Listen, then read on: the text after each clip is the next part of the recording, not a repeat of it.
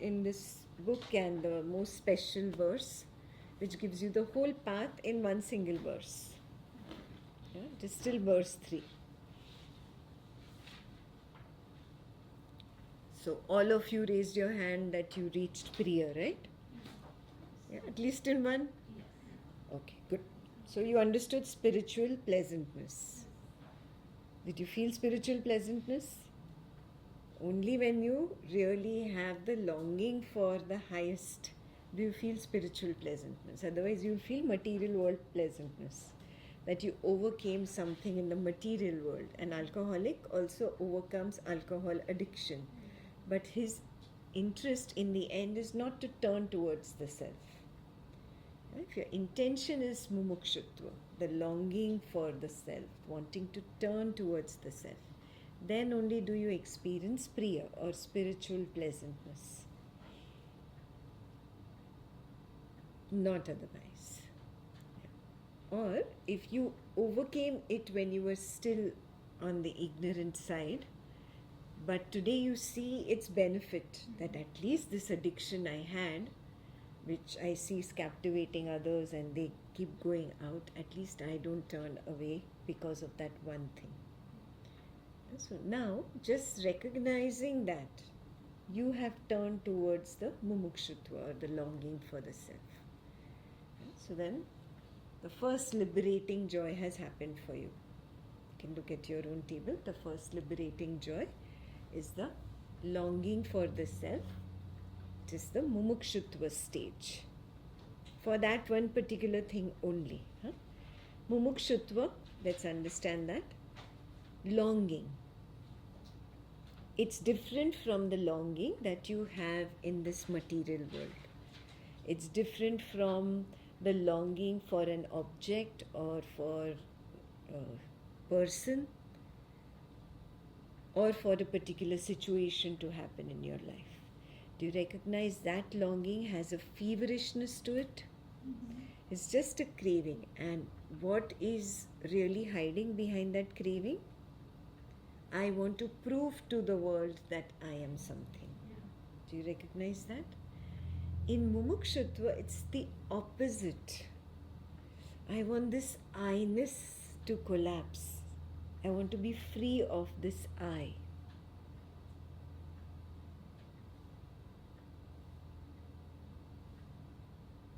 So that is mumukshutva.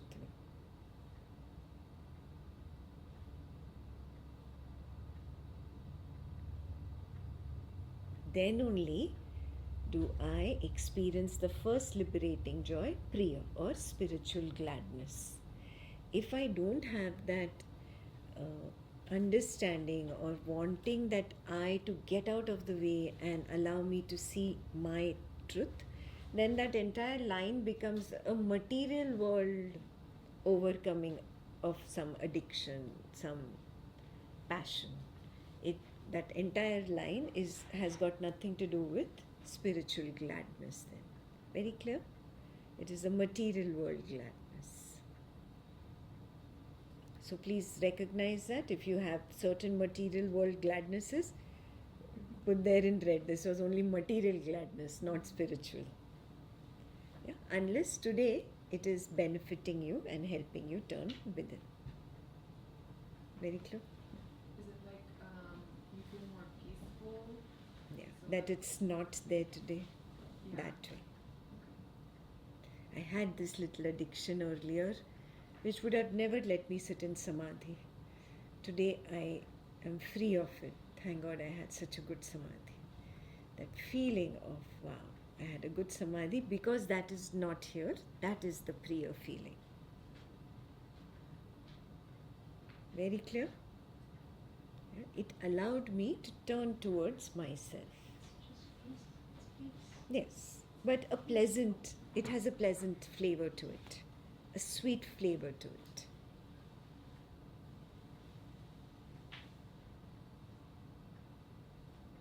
That is priya. Priya word itself, it means pleasant. You have friends, no, who have the name Priya. That's the meaning of their name. Pleasant.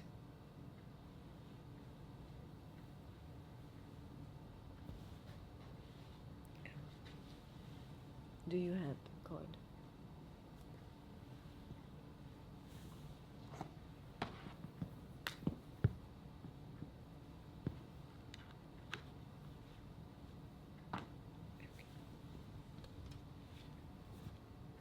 So I'll read the paragraph from yesterday again.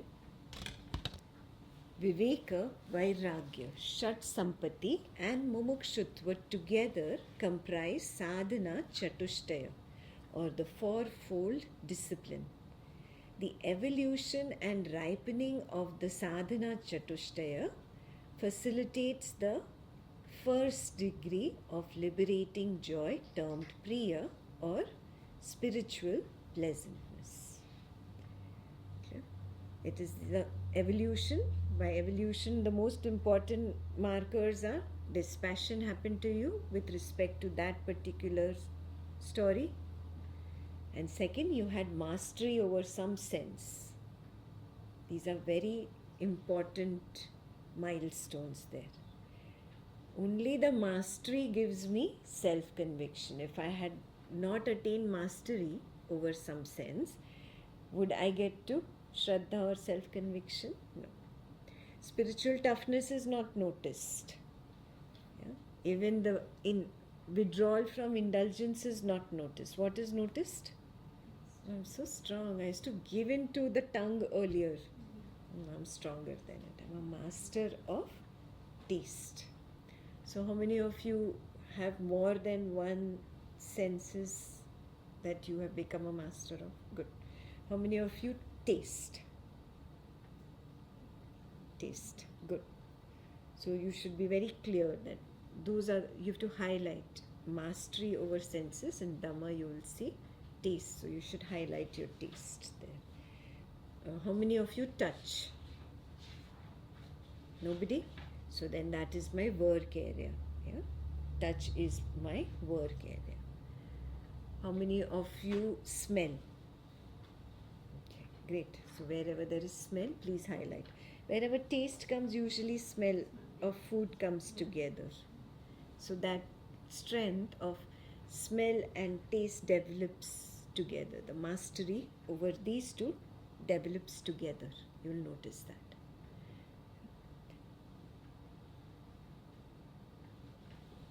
Tongue is also, or sense of taste is related to the tongue. No, I told you tongue also has to do with the speech. Yeah. So how many of you really have mastery over the speech in? Sound also. Sound, yeah. Yeah.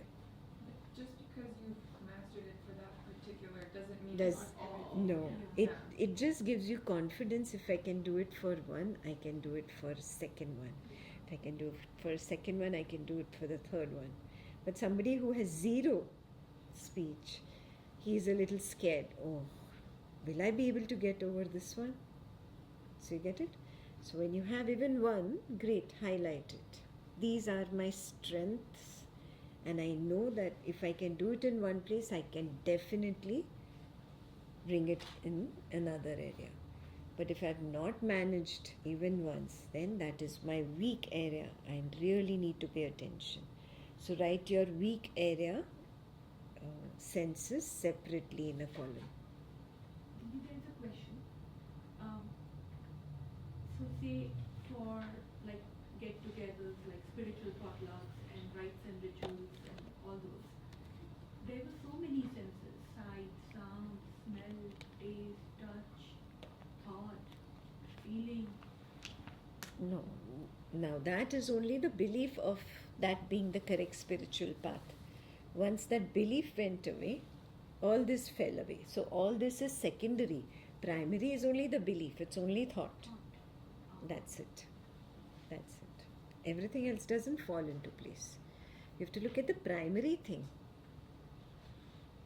I used to hang out with all the people at the temple. That religious belief was there. Hanging out at the temple is going to get me enlightened. I'm holier than thou. No, you're not. You're just treating the temple as another disco. That's it. You're using it as an avenue to party. No, you're not holier. Yeah? So then you wake up to these things. When you wake up to these things, you realize that this was a wrong understanding, that I am holier than thou. And then that is only one thing, it's a thought. Conditioning is thought. That's it. It's a belief. Once the belief goes, then everything else with it goes. But that does not master you, make you the master of all other things. It's only master of that thought.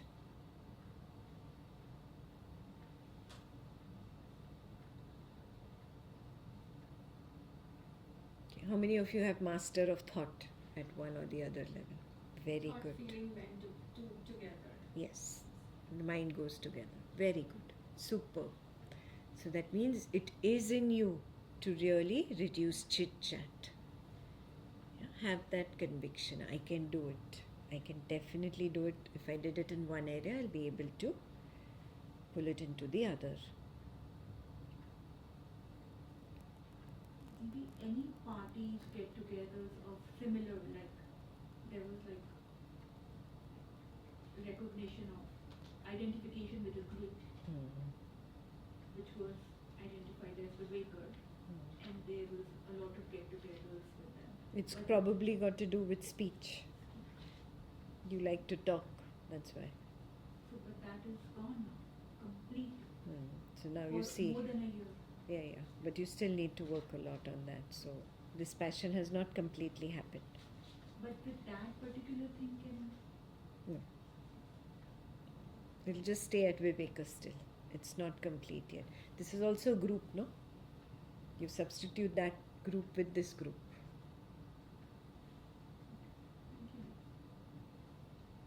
Okay. So we did smell, taste, touch, thought. How many of you also found sound? Master of sound. Good. Sound. Yeah. And master of sight. Kind of social Okay. media. maybe. Okay. Good.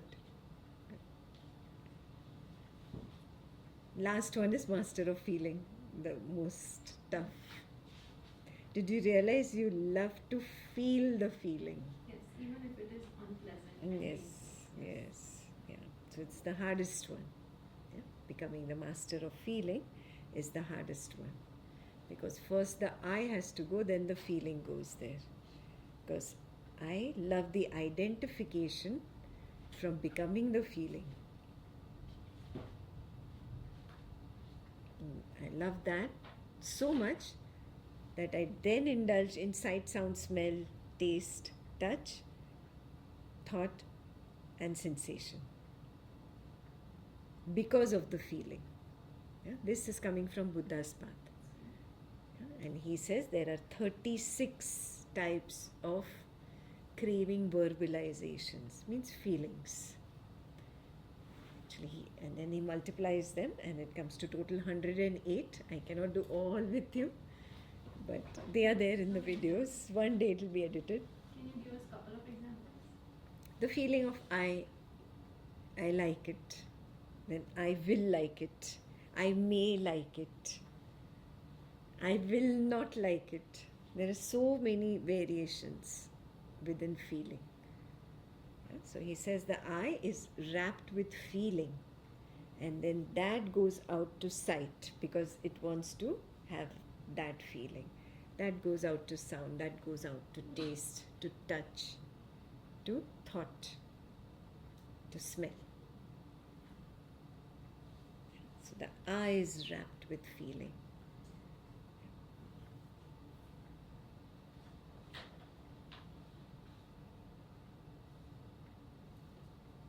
So the feeling is the hardest. So before you prematurely say, yes, I have dispassion, understand it.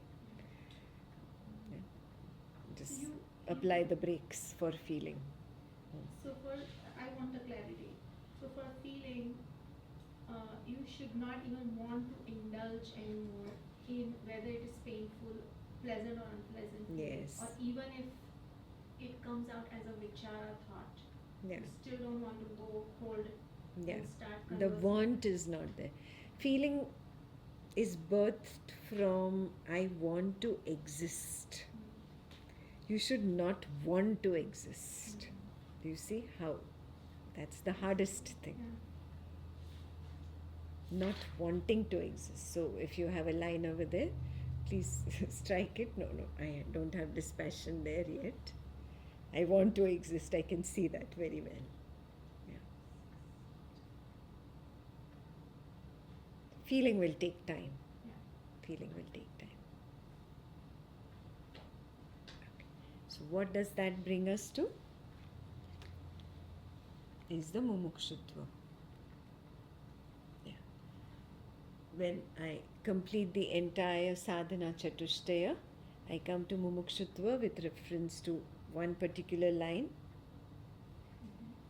I experience spiritual gladness. Only if my intention is I've overcome this because I want to abide as the witness, lower witness or higher witness, wherever you have reached.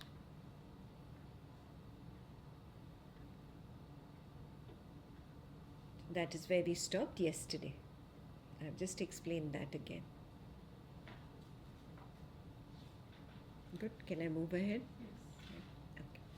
Spiritual pleasantness or priya bolsters self-inquiry, which in turn reinforces the dissolution of the I into nobodiness. This is very important.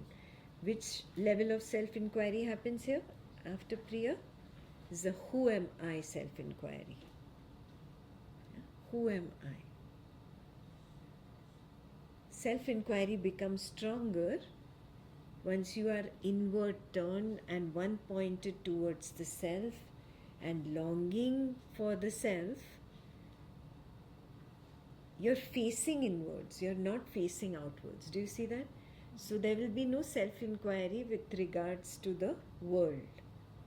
There is no self-inquiry with regards to the body or the mind.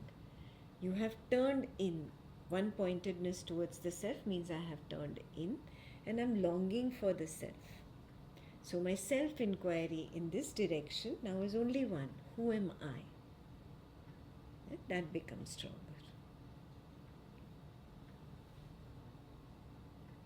Which means what in Samadhi? Bodilessness has happened, thoughtlessness has happened. And I have started getting absorbed into the void. That is the meaning of I have started turning in. Now I am not interested if the body arising appears, disappears. I am not interested whether thought appears and disappears. They might be like thoughts, like waves at the surface while I am deep down in the ocean. I know there is movement, but I cannot label the thought. I cannot say this is the thought of the parent, the spouse, the progeny, job, friends, etc., etc. I cannot put labels. I am so absorbed now. Yeah? That is the meaning of being inward turned. That is the meaning of being in the absorption phase. So how many of us manage to deepen our samadhi to this point that you could get to absorption for a good amount of time? For brief, I can't tell the time. But you were there. When you come out, you feel like a sponge when you come out. You cannot like completely turn outside. So that tells you I was there for a long time, I feel. Just by that, the way it feels when you come out, you can recognize. Do you recognize that? Anybody got to absorption? Yeah, but for a good amount of time, you could feel that. That absorption is like the prelude before the eye is going to collapse. Now you have to make your samadhi longer.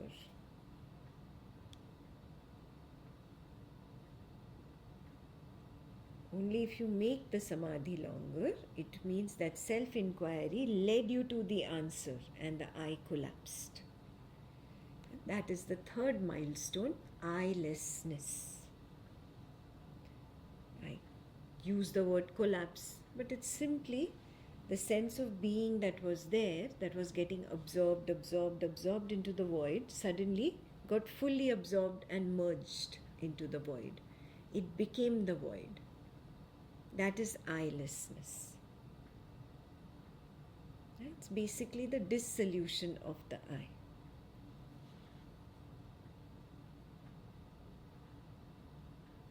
It takes a long time. It does not happen easily in a 1 or even a 1.5, 2 hour samadhi. You must sit for a long time, get absorbed for a long time, and suddenly, boof, the sense of existing will disappear. And then suddenly it reappears. Yeah, and when it happens, please come for a one-on-one to verify rather than creating a mind-manufactured idea. Was this the collapse of the I? Yeah? Come and ask. Become very clear. I will ask you a few questions to verify, and that will give you that confirmation. Yes, it happened. Yeah? And I understand it's harder in Samadhi. It's easier in Swapna Nidra Jnana Sadhana, because in Samadhi the mind is there. Yeah? The mind can manufacture an idea of the dissolution of the I. It can manufacture an idea of absorption, being like a sponge. Ekta described it like that. So it's imagining something. No imagination there. Huh? Naturally, the sense of existing disappears. If you feel that it happened, please come for a one-on-one. Request a one-on-one. So in essence, when you have gone through a deep sleep, you don't even want to wake up and go back to the world. You just don't want to go back to sleep. Is that? No. Then the sense of existing is the one that has come up and doesn't want to go back to the waking. So that's already too late. It's come back. You have to see the disappearance of the sense of existing. This is just talking about the disappearance of the sense of existing. Yeah? So don't claim it prematurely. You will fool yourself. Yeah? It takes some time and effort. A lot of silence, inner silence, and a lot of days in samadhi to get to it. You cannot get to it in the first few days of a 10-day retreat at least. Yeah? So some people take many retreats, and that's why they started organizing longer retreats, because it was not happening in a 10-day. And that's valid. Yeah? And if you think, oh, it's happening, then maybe you've manufactured an idea. Become very clear by coming to a one-on-one and verifying if it has really happened or is it mind manufactured. Okay. You said something about self-inquiry make the absorption deeper. Can you repeat that?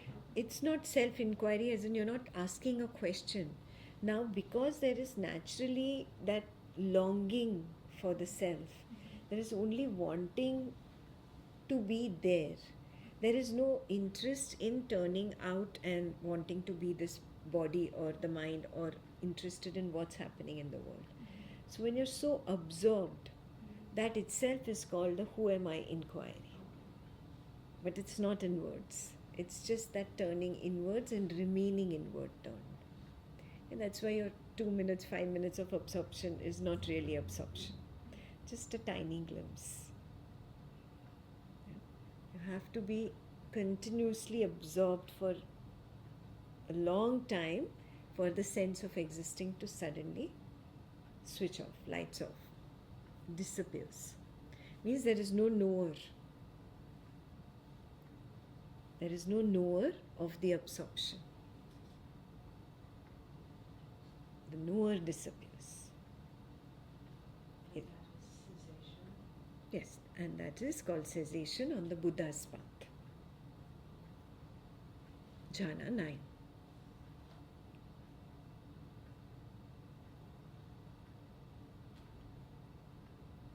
Okay, so that is the real collapse of the I.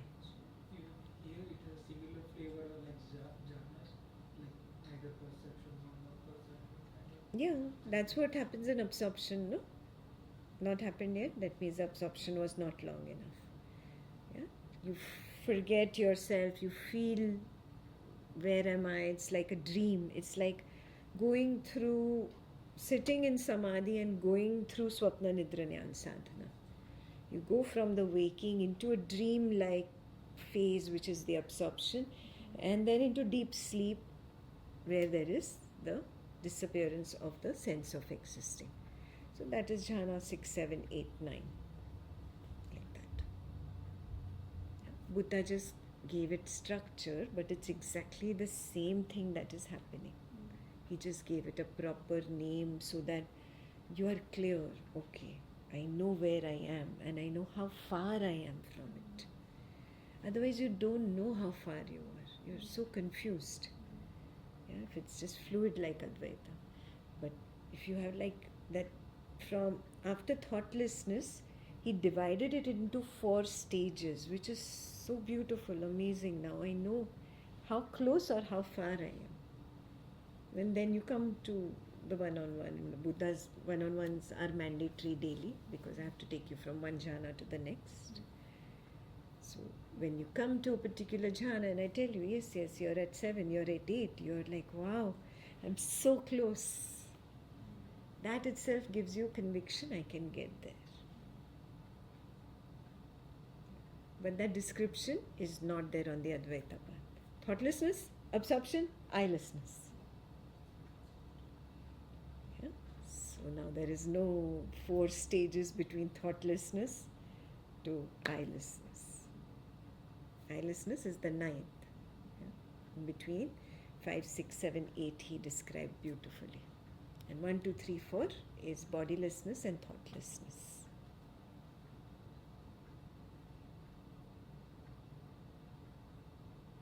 Okay, so if you're interested in structure and structure appeals to you, you're welcome to join the Buddha retreat. But if you feel that you prefer the flowing way, then you must continue with Advaita. Flowing way would work really well if you have developed the dispassion. Correct. And really you have only that one-pointedness that I want only consciousness. I don't want this world. That. For a householder, it gets so difficult. He wants this also, he wants this also, he wants this also, he wants this also. Yeah, so the householder takes some time to fully turn inwards. Yeah, so you need to have patience with yourself. I am a householder. I have commitments to family. I have commitment to the world. I'm not a sannyasi yet. Yeah. So, yes, this shuttling will happen and accept it. Your choice it was. Accept it. And don't say, no, I also want the same instant enlightenment that the sannyasi can get. No, sannyasi has only one goal. You have 2. You keep shuttling. You have to have only one goal. Okay. How did, in Ashtavakra Gita, how did Janaka went from first verse to the last verse and done? Yeah, these are called Shravakas. They don't need much of samadhi and work and getting over the worldly desires. They can just listen to it and they are so ripe, as if somebody touched the ripe fruit and the fruit just fell. The touching was required, and that is what is the Shravana. Listening to the knowledge was akin to just touching the ripe fruit and it just fell into the hand. If you were a Shravaka, it would have happened. You've heard a lot of talks, huh? Right? So accept that. Okay, yeah. If I were a Shravaka, it would have happened. For me, there's a lot of conditioning that I voluntarily slapped onto myself. Yes, and it comes off slowly. I'm not ready to give up some of them. I'm so attached to some conditionings. So please have patience with yourself. For you is that long, colorful chart. This Shravaka does not need this. Yeah. Those who did the I retreat, Shravaka directly comes to Sahaja Sthiti. Do you recognize that? Ramana Maharshi's path, I.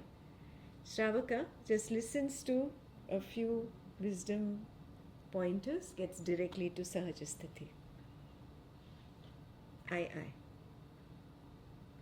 Yeah, but us, we need a lot of work on ourselves, so we'll be honest, we'll be humble. Yes, okay, I need work. I'm not like the ripe fruit that falls into the hand. I'm a little raw. Sometime I need to get ready. With that acceptance, this is the path.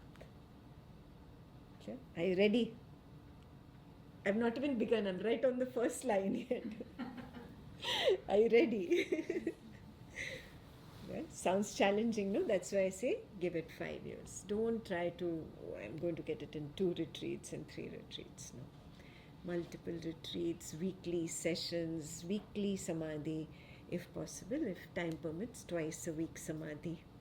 Samadhi sessions should be longer than 1 hour. Yeah, 1 hour is minimum. But in 1 hour at home, it's very difficult to even get to bodilessness with your children running around and TV on in the next room.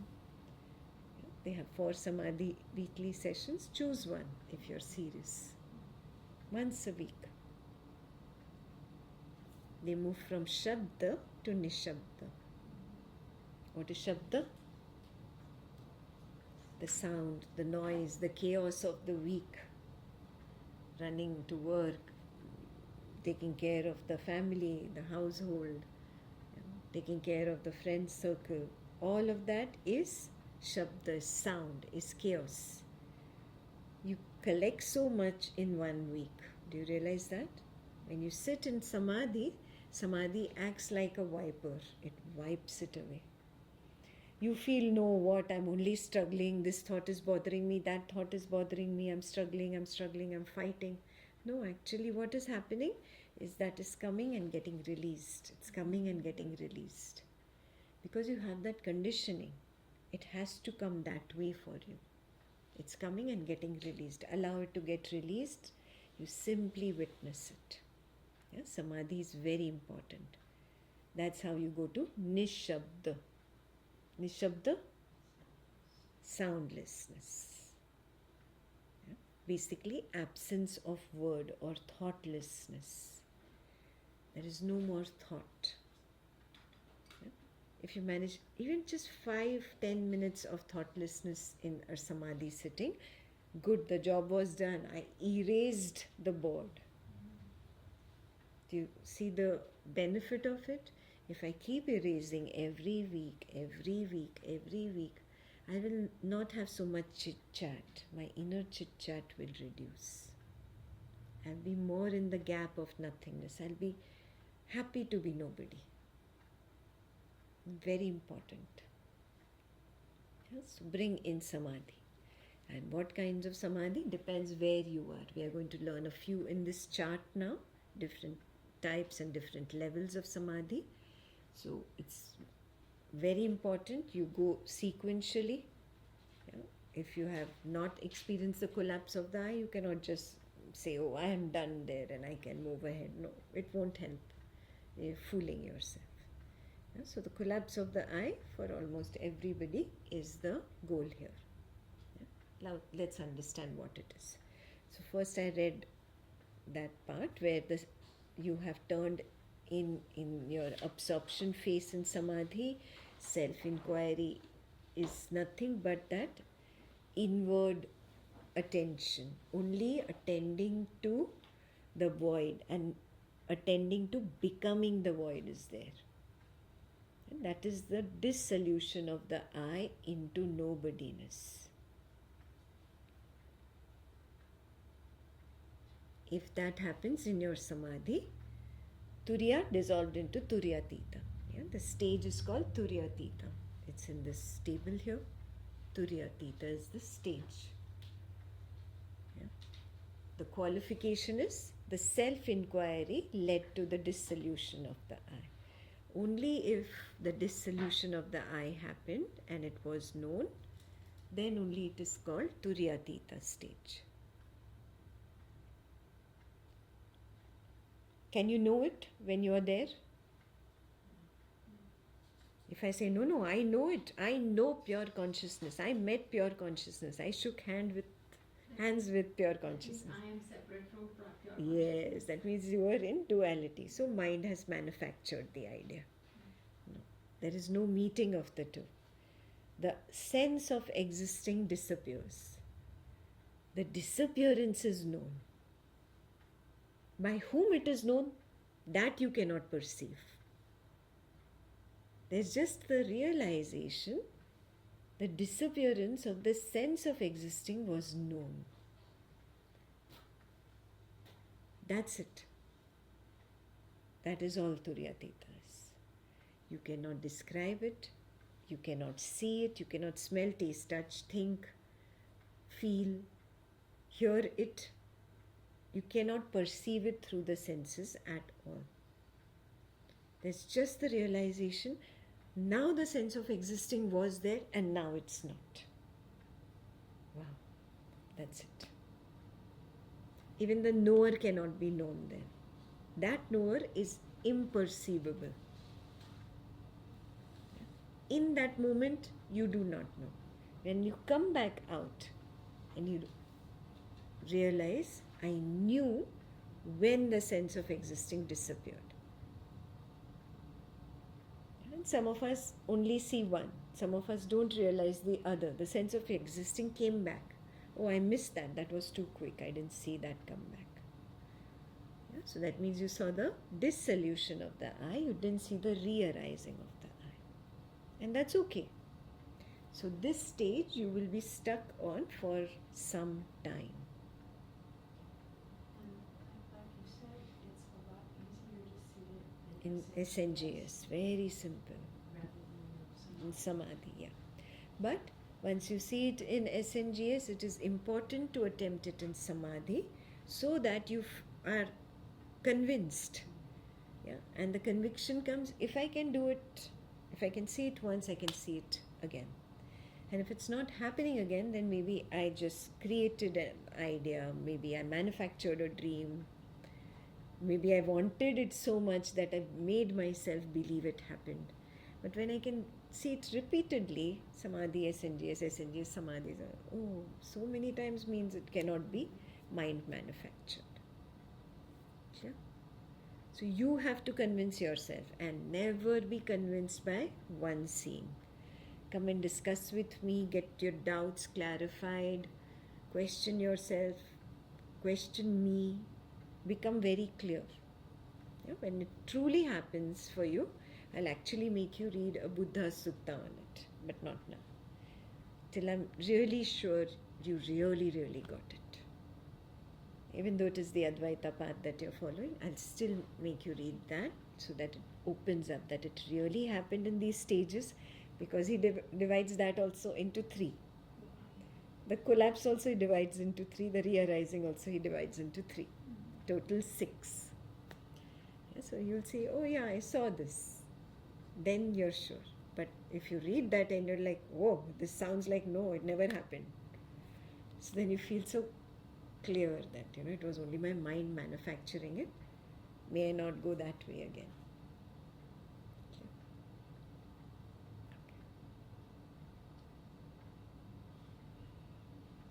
Now, when this dissolution is seen, then there is that liberating joy. It's a natural joy that happens when you come out. You will know. There is a realization. Who realized that the sense of existing disappeared? Wow. That means I am beyond that sense of existing. Just that recognition that I'm beyond the sense of existing produces the second degree of liberating joy called moda, or spiritual gladness. I'll read the sentence in the book. The absorption evokes the second degree of liberating joy called moda, or spiritual gladness. The dissolution is very important to see, because that makes me realize, oh, the I was here till now, and now the I has been promoted. I got a promotion. Yeah? It's the joy of promotion, really, moda.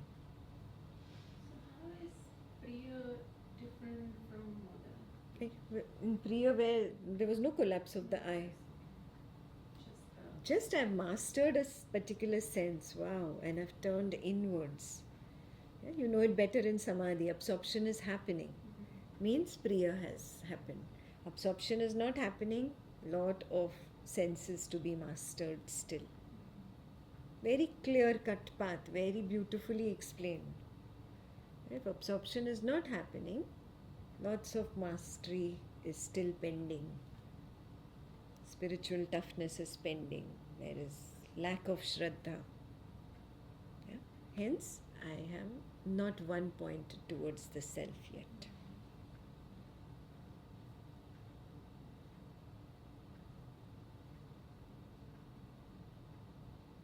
Priya has got nothing to do with the dissolution of the I. Moda has to do with the dissolution of the I.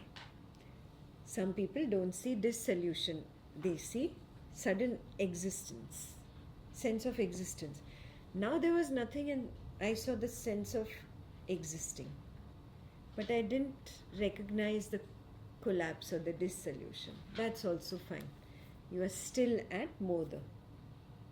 Yeah? Why you recognized who saw that the sense of existing appeared. That means I am beyond the sense of existing. I am beyond the I. The I has got promoted even when you see just the sense of existing arise and not collapse. Either or is good. Okay? Either or gives you that conviction. I can get there. I can get there. Okay? The most important thing in waking samadhi, I have to get to become the master of all the senses to really see both together. In Swapna Nidra Jnana Sadhana, the mind anyway disappears after dreaming. I have to only strengthen the witnessing so that it continues into deep sleep, recognizes the nothingness of deep sleep, and then it disappears. So it's a little easier in SNGS, in Swapna Nidra Jnana Sadhana, compared to Samadhi. Very clearly, senses are already asleep in Swapna Nidra Jnana Sadhana. That's why it is easier there. In Samadhi, I have to get over those senses trying to captivate me and take me away from my Samadhi. That is why Samadhi takes longer. Clear? So have patience. When you understand these basics and you understand why it's taking longer, then you're already mentally prepared. Very important to be mentally prepared and to understand what Samadhi is before sitting in Samadhi. Otherwise you're there and I don't know what to do. Why am I sitting like this? Because you've not understood Samadhi. It has not been explained to you. And now you understand why bodilessness first, why thoughtlessness second. Once bodilessness and thoughtlessness has happened, natural mastery over the senses has happened. Now staying in the thoughtlessness is itself spiritual toughness. You recognize that, and there is a conviction, if I can stay here, I can get into absorption. Shraddha takes you into one-pointedness. Absorption is that one-pointedness in the self. Do you recognize this happening to you? Yeah, when you were in the thoughtlessness for some time, didn't you feel, wow, I've become tough? It feels great. Yes. Feels like you achieved something. Yes. Although it's a little like it's not the right way of saying that you've achieved, but Yeah. it feels But at good. least you feel a little tougher than earlier. You feel, okay, I'm stronger. I can resist these thoughts and these feelings and this body arising. Wow. Good. Very clear? Is it opening up? Yes. Yes? Am I explaining it clearly enough? Yeah. Okay. Good. So Moda is very clear. How many of you have got to the dissolution of the I? Whether the collapse or the re-arising? No. Yeah, so this is my goal. In Samadhi, I must get to this. Very important to get there. Why? Then only can I claim that I am a master of all senses. Does all the things have to be done? Yes. Like, no, all the list. You can get into a short samadhi and you can get a glimpse of the collapse and the re-arising even before you become a master of all. But a certain level of mastery 10 degrees at least will be required for you to even get there. Yeah, if you're constantly giving in to sight, sound, smell, taste, touch, thought, feeling, sensation, you won't get to thoughtlessness. And if you cannot get to thoughtlessness, you won't get to absorption. And if you cannot get to absorption, the I cannot collapse. Very simple, no? Mathematics. This also feeds backwards. So if I really want to see the collapse of the I or emergence, I better come to Mastery of the mastery senses. of this. Otherwise, it's never going to happen. It's never going to happen. I'll keep coming to the retreats and it's pointless. Correct. That is why I insist, go back home and do samadhi. I've been telling you since your first retreat. You think, no, 10 days I'm enlightened. Next year I'll go back, that time I'll get my second enlightenment. No, it doesn't work like that. No, it completely gets erased in 1 year. You're back to the same. Yeah, so mastery has to be continuously worked on. I hope I really drilled it down this time. Yeah. So every week samadhi, come what may. Samadhi is number one priority. Every week samadhi, every week some knowledge session, so that my mind is not only thinking about worldly things for a little bit, 30 minutes, 1 hour, 2 hours in a week. I am just turning towards the consciousness and paying attention to the inner wisdom. Very important. Yeah? And if you have graduated to that level where you feel that I feel better when I give also, give back to the Sangha, do some seva in that little weekly session that you're doing. Seva makes you feel powerful. Do you realize that? You don't feel that I'm just taking, I feel I'm giving also. When I just take, I feel I'm at the receiving end. I'm only taking. When I give, I feel a little better. Yeah, the esteem rises. So give back. Give back in the same Sangha, in the same, from where you're getting the wisdom. Yeah. So many volunteers, they write your homework. You get such a beautiful homework document. Ask them how much work they do. Sometimes they watch the video twice, thrice to write down all the homework. Yeah, and 2-3 people do it. And then one person merges from the 3 people and then has to make it perfect grammar before Ekta says, there's no full stop, there's no comma, this is missing. Yeah? So then it comes to me. Then I quickly review it and then somebody creates a document. You can help with homework writing. It's such a simple thing. Yeah? You can help with creating the quizzes. Quizzes are created from the same notes. Yeah? So just help out. That giving makes you feel that, I was just not taking for free. I also gave back to the Sangha. Okay? So this strengthens you. Every week strengthen. You'll master the senses. Even if 10%, all of the senses are mastered, at least 10 minutes you can get in that absorption phase. Yeah, and then it can help see the dissolution of the I. That is not a 10-minute samadhi. Huh? First is bodilessness and thoughtlessness. This itself takes an hour. Then you're a long time in thoughtlessness, and then finally you get 10 minutes in absorption. Yeah. May or may not happen, I don't know. Depends on how much your conditioning you have. If it happens, great. But if it doesn't happen, don't be demotivated. Okay, doesn't matter. At least I erased all the shabda. With the thoughtlessness phase of samadhi, I erased all the shabda. At least I have a calm mind. Yeah. Next samadhi, it will be better. And if you get more and more serious, come to retreat twice, thrice in a year rather than very long gaps. So that helps you go deeper. Yeah, that really helps. Clear? So whatever I could help you with in the sadhana chatushtaya, I have told you. Yeah. Priya is easy to get, but you get the confidence of Priya only when Moda happens. Yeah, when Moda happens, then you know, yes, The I collapsed, I saw it, or the I suddenly came up, I saw it. Sense of existing is I. I saw it, I realized it. That means really my Priya was not just material world happiness created by my mind, manufactured by the mind. It was really a spiritual gladness, which now has a spiritual pleasantness, which has now become spiritual gladness. Yes, like that you're promoting yourself. From first liberating joy, you come to the second. Second is clear? Can I move to the third? Yes.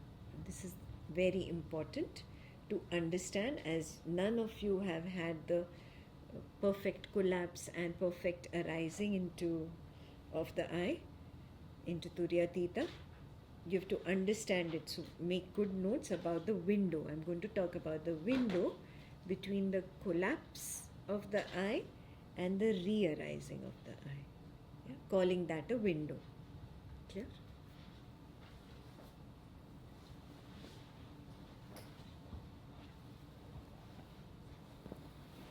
Now understand, third liberating joy happens only when I have seen this collapse or re-arising multiple times. And in one cycle itself, I come to a point where I see both the collapse and the re-arising. Do you get it? In the same cycle, I saw the sense of existing disappear and I saw the sense of existing reappear. Now only have you stepped at the gate of the third liberating joy. That is what I call the final collapse of the I.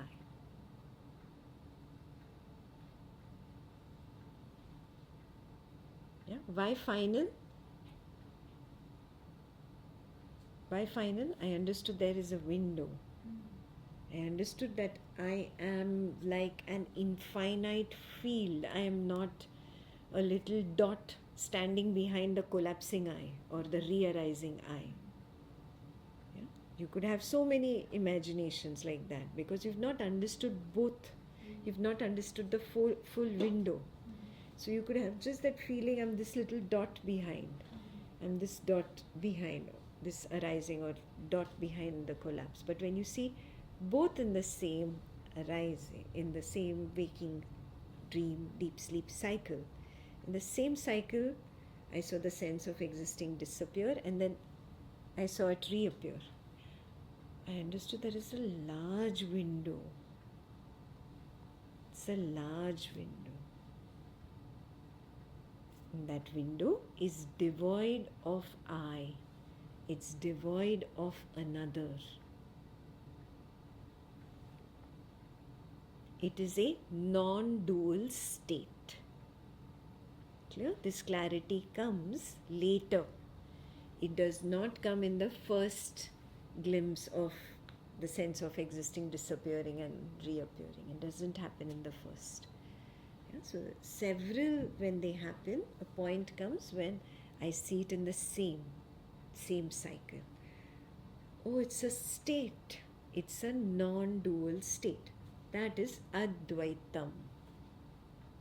Now you have truly realized Advaitam. Not before that.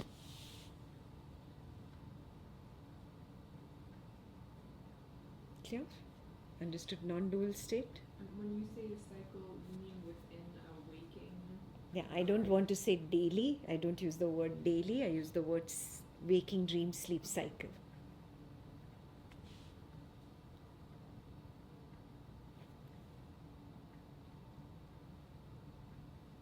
Now, if you understand the non-dual state or Advaita, you will understand the next paragraph. The final non-dual state where the I merges into and mirrors Brahman, shedding away the I-ness, dispels ignorance. So that state, the final non-dual state, when that is realized, then only the complete ignorance is wiped off. Till then, you will shuttle. So there are people who have seen in Swapna Nidra Jnana Sadhana. There are some people who have seen in Samadhi but not seen in Swapna Nidra Jnana Sadhana. And they say, I still shuttle. This is the reason why you still shuttle. Because you have to see the full window, realize it as my non-dual state, realize that that is where the I gives up its I-ness. It surrenders it. Oh, this is who I am truly. You find the answer to the question, who am I? Then only is ignorance completely wiped off. Now when you come out, even if the sense of existing comes, dream state comes, waking state comes, nothing confuses you. Nothing confuses you. Okay?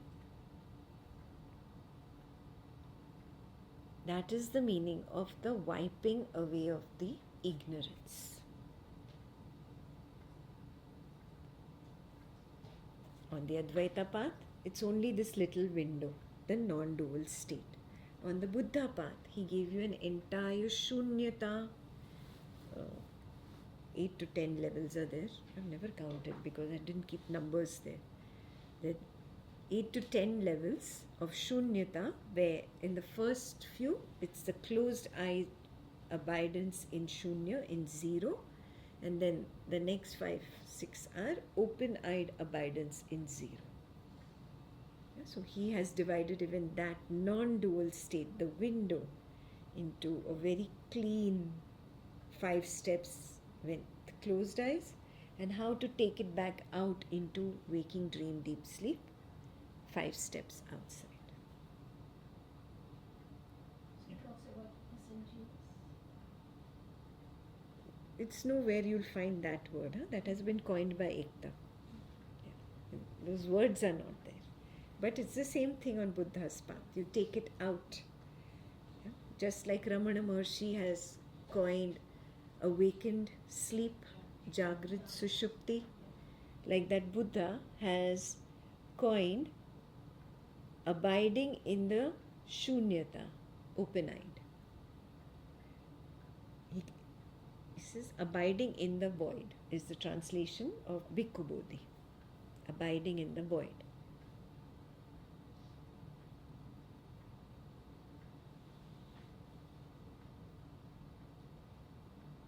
Clear? This gives you a very clear path that whoever gets enlightened sees the same thing. Sees the same thing. The only difference is here there is not much description given on the Advaita path. Buddha was a scientific minded temperament, so he broke it down very clearly so that you know whether you completely are in shunyata or is just a little dip and out.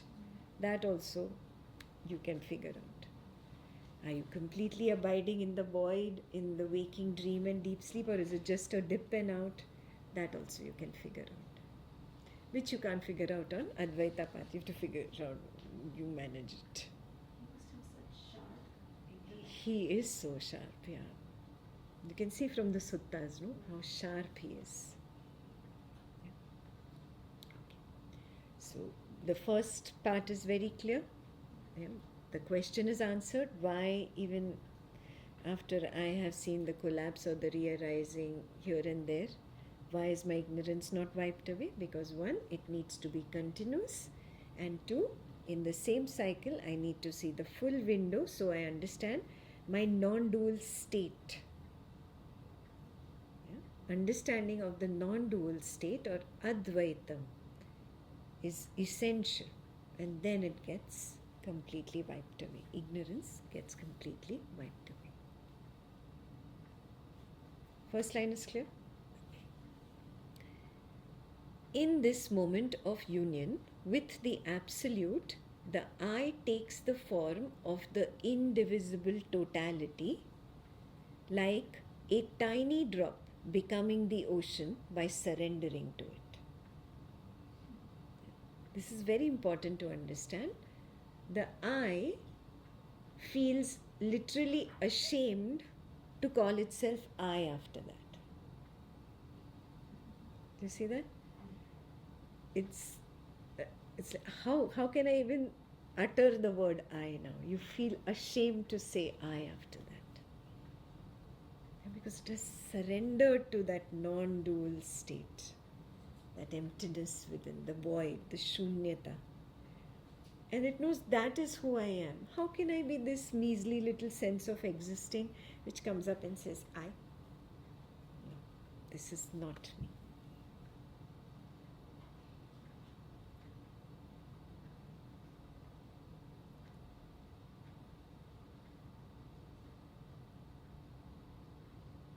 This is the last mental modification.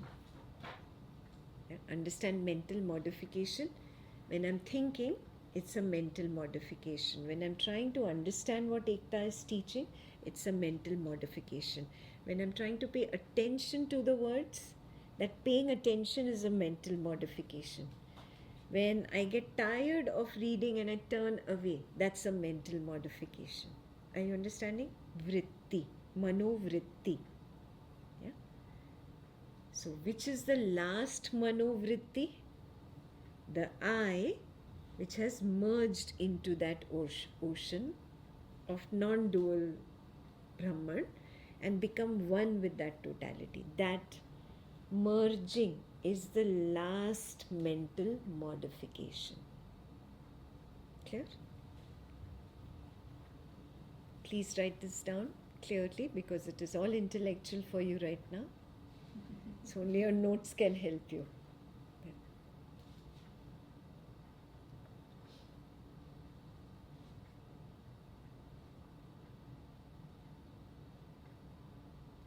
Now let me read that.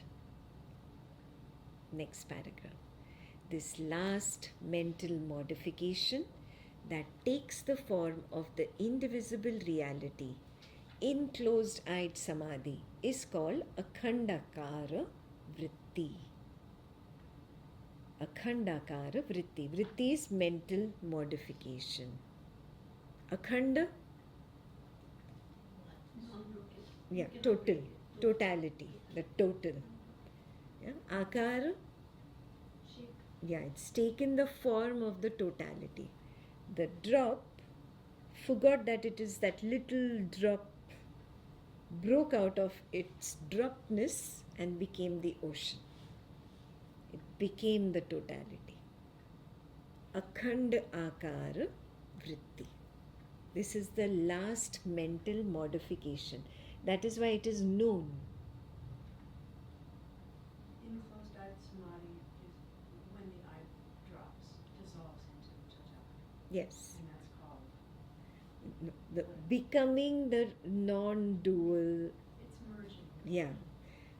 That is known. In the first few, you're so excited, you're not going to know. When it starts happening repeatedly, you will feel that merging. The way you feel attention going to what Ekta is saying. You can feel the energy going out. You can feel the energy getting tired and looking away. Yeah. You're understanding what I'm saying? Attention. Like that, there is that sense of existing suddenly collapsing. And that is known, the merging into an infinite. That's the last mental modification. In SNGS, it's felt. Yes. So it's similar In samadhi. Yes, yes. And that is called akhand akara vritti. So beautiful, no? They describe even the last mental modification. Question?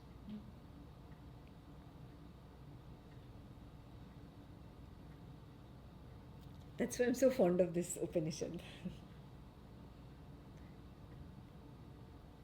The detail that is there in this, it's not there everywhere. So that drop becoming the ocean and losing its limitedness is known. That is what is known. That is what is known. When I say no, who knew that the I collapsed? This is what I mean. That drop just breaking out of its little boundary of bubble-like form and becoming infinite. That expansion is known. But who is knowing? That cannot be perceived. That cannot be perceived. Only this is known.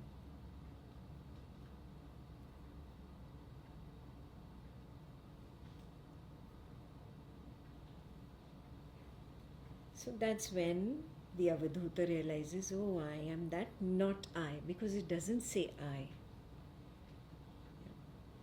And why you say it doesn't say I? Because you cannot know the knower. Even here you can sense the sense of existing, right?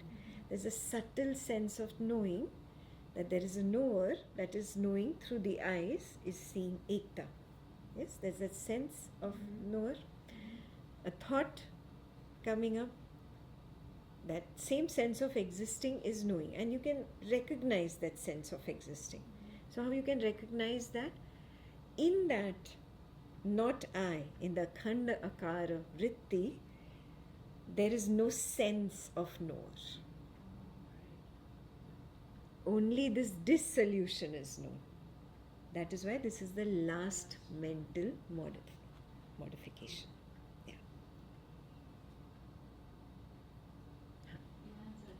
I answered it. A little too impatient.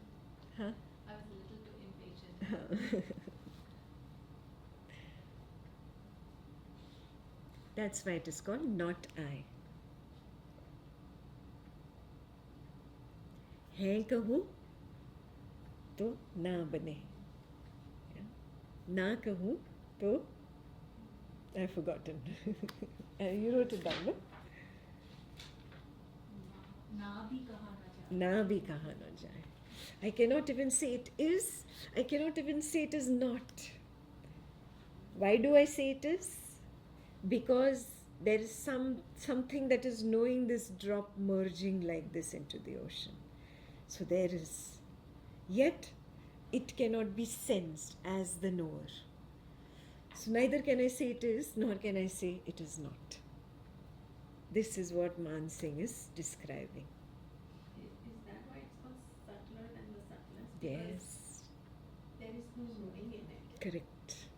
Just like, and that's why eyes are given as the example. Eyes can see everything, but they cannot see themselves. It's that same feeling there, that the drop merging into the ocean is known, but that which is seeing it, knowing it, is not known. Not even as a sense of existing. That. है कहूँ तो ना बने, ना भी कहा ना जाए. Neither it is, nor it is not.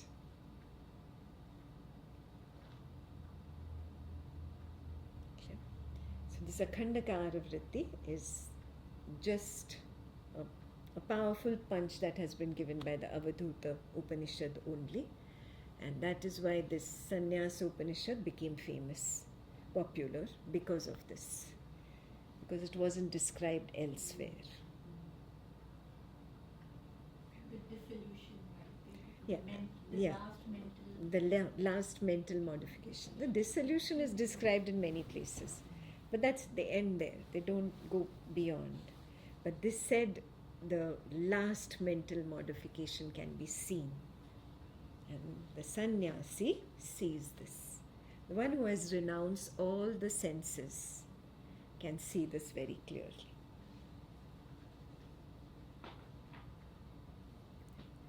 This not I is the direct seeing of being the beyond.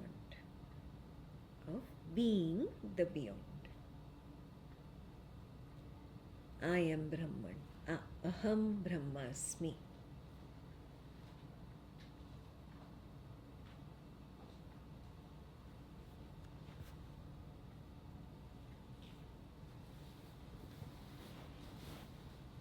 So now we come to the table, just to become very clear. The final collapse of the I means the I-ness finally sheds, and it only happens in the window when I recognize what? The stage is Akhandakara Vritti. The last mental modification taking the form of the reality. Then only can you say the final shedding has happened, not before. And the liberating joy there is just the mirroring of Brahman. Just mirroring of Brahman. Aham Brahmasmi. This is not over. That's why you see there are 2 lines for third liberating joy. You have still not come to the liberating joy part of it. Yeah? We'll read ahead, then you'll come to the liberating joy part of it. So far clear? Yeah? Akhandakara vritti is clear? Now we move ahead. The last modification of the mind touches the residual fetter. Fetter is the last ignorant thing in you, which was the conceit, I, asmita, I-ness. That is destroyed as the last fetter. Even on the Buddha's path, the last fetter is conceit, I. Even on the Advaita path, the last fetter is the I. So that last residual fetter has been torched. Torched means set on fire. It's burned down. Like the final blazing ember that ignites the last vestige of Maya's bale. This is important. Why? Because now the veil of Maya cannot confuse me anymore. I cannot get confused by it. So this is where the Avadhuta has overcome the veiling power of Maya. But what about the projecting power? That will still continue. Means the sense of I or the sense of existing will still be projected out of the not I.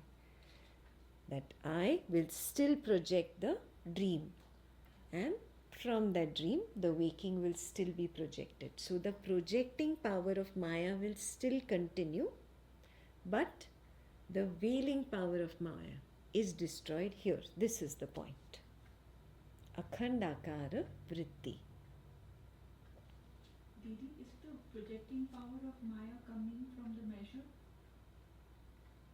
Yes, the measure doesn't get exhausted. That is Yes, the projecting yes, power yes, of yes. Maya. That is the vichara, the flow. It will continue.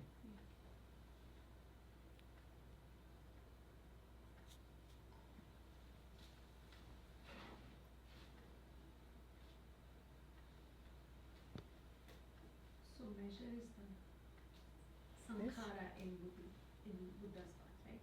Measure when we say Yeah, sankharas. Yeah, the word there is sankharas. Here in Mandukya we did measure. We've not done measure anywhere else. Yeah, so what is measure? Measure is from the entire karmic seeds where I believed I am the doer, I am the experiencer. I took on an identification. I sowed a seed. I sowed a seed of that identification. I sowed a seed of mindness. I sowed a seed of doership and experiencership. This is the entire karmic bank for that coordinate of consciousness. From here comes the flow. So I don't know which thought is going to come, which feeling is going to come, which sight, which sound next. Where is it coming from? It is coming from this measure. Yeah, so projection is nothing but this measure coming out. This is going to continue even for the Avadhuta. Even for the enlightened one, the measure continues, but he is not confused by the measure. He has become a master of it all. That means the veiling power of Maya has been destroyed. Didi, is veiling power of Maya the vicar of the now? No. No. Veiling power of Maya is what veils the truth. It veils the truth again and again and again. I'm so clear this is really an illusion. I'm so clear this is not me. I'm standing as the sense of existing. I am so clear, I'm dispassionate, and boof, I become the person. What happened? Why did I slip? A veil came over my sudden seeing. I forgot who I am. Yeah. Veil means parda, curtain. Yeah.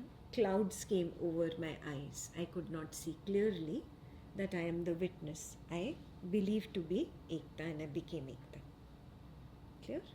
So veiling means that which confuses me. So the Avadhuta never slips. Never slips. Never slips. So you cannot say, oh, it's okay to slip in this one thing and not slip in the others. No. No selective slipping.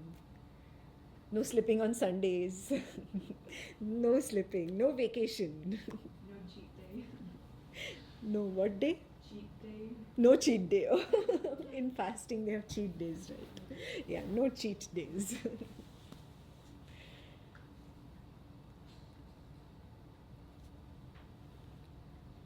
So it's the seeing of it in both samadhi and asamadhi Correct. that destroys the ability to slip. Correct. Multiple times first, Multiple times. and then seeing it in one cycle, one single cycle, both the sense of existing disappear and coming back to know, oh, it's an infinite Okay, that's dual seeing state. SNGS Yes. in a single cycle. Yes. It has to be, Either SNGs or Samadhi. If you see it in one, you'll see it in the other. it just takes time Yes. to see. Yes. Mastery of senses over the senses. Very important. Main requirement. That will only make you strong. That will make you withdraw. That will make you one pointed towards the self. And the feeling, I want to exist, will collapse. That is the key.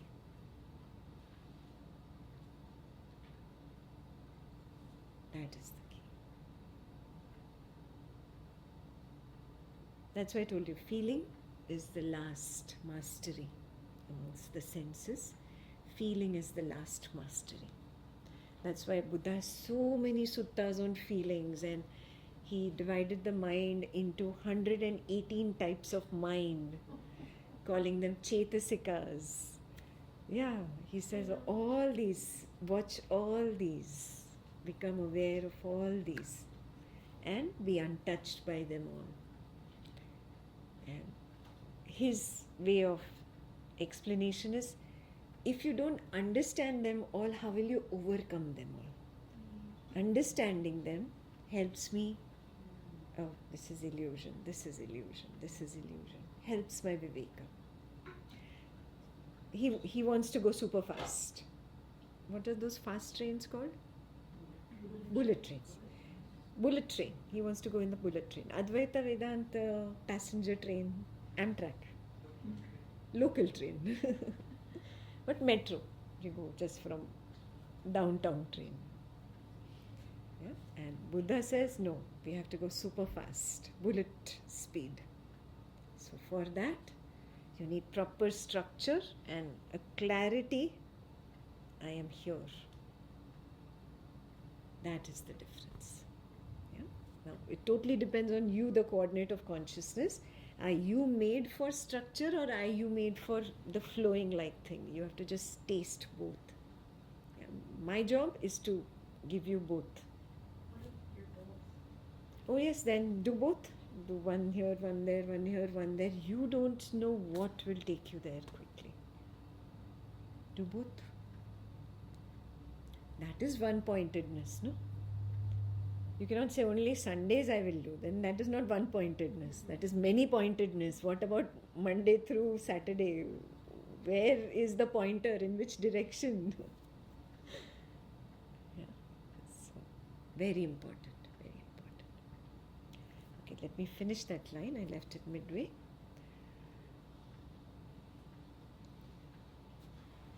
No, I finished Maya's veil. The burning of the shroud generates the third degree of liberating joy called pramoda, or spiritual euphoria. When is pramoda happening? See that. Only when there is a recognition after coming out that the I has completely been given up.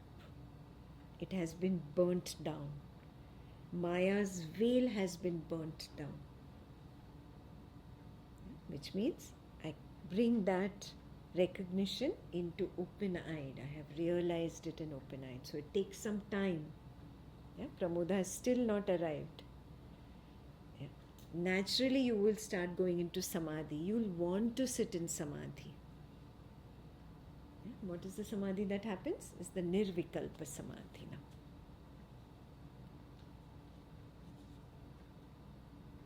Then only will pramoda happen. So there's two paragraphs of pramoda. So first realization is that the I-ness or asmita has been burnt. Yeah, there is this not wanting to even address oneself as I anymore in the waking. Yeah, so that is the burning of the shroud. Generates the third degree of liberating joy called pramoda or spiritual euphoria. That last ember leaves no mental modification to still the surging exaltation. Exaltation, you're so happy. Pramoda is higher than moda. Do you recognize it? Moda was higher than priya. Do you recognize it? Yeah. Priya was only pleasantness. Then you came to gladness. Then you've come to euphoria. You're seeing escalating degrees. So the exaltation is so much in pramoda that it cannot be stilled. You are very happy. Very happy. That is pramoda. That's why there are two lines for pramoda. Yeah? Because there's a second paragraph as well.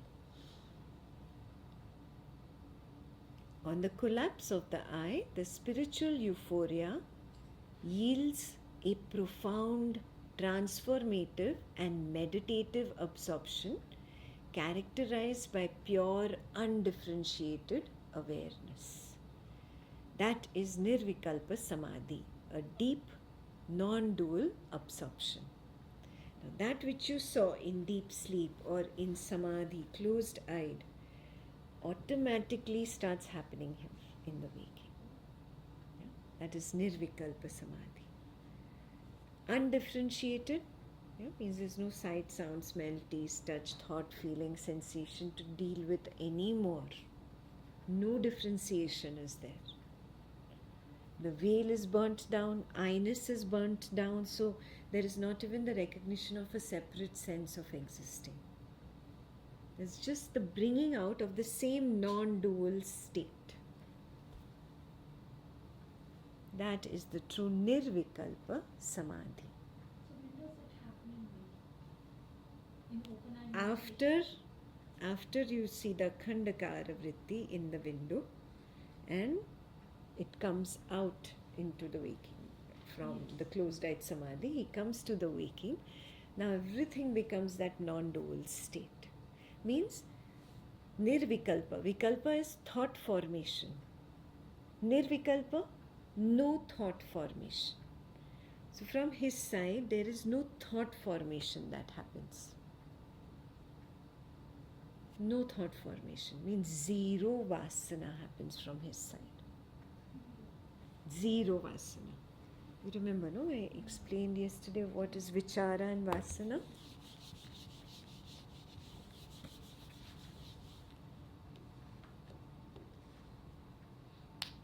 Suppose in samadhi, he saw the non-dual state, that is, I'm depicting as the gap of nothingness. The sense of existing came up. It itself is an arising. Do you recognize it? Mm-hmm. And I thought. It came up. It is vichara, it is not vasana. It is because of the measure. It's meant to come.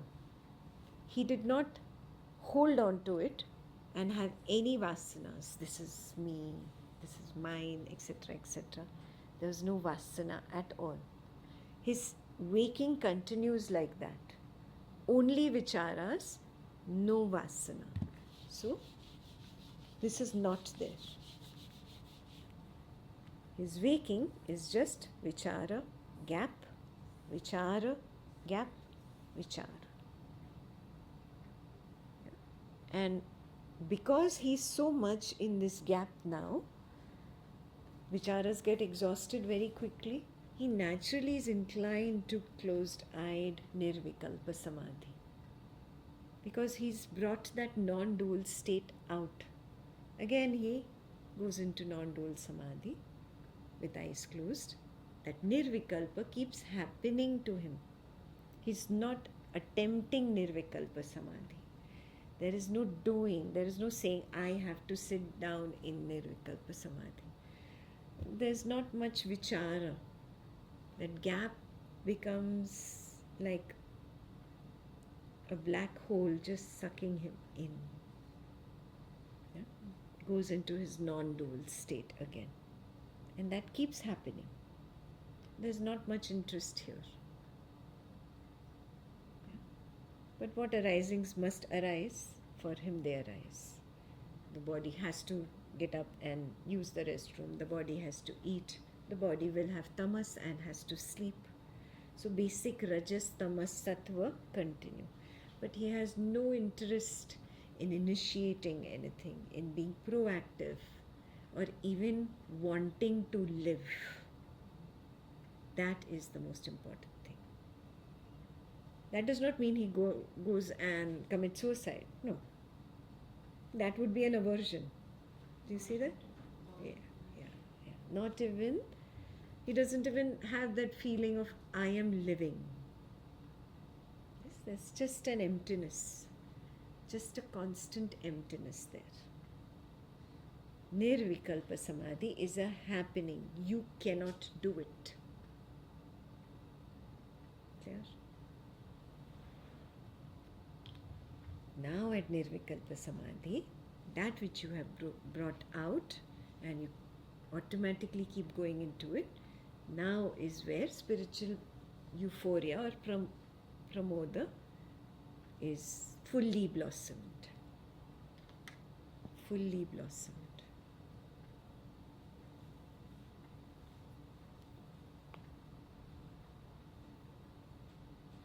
So it happens in open-eye meditation. Yes.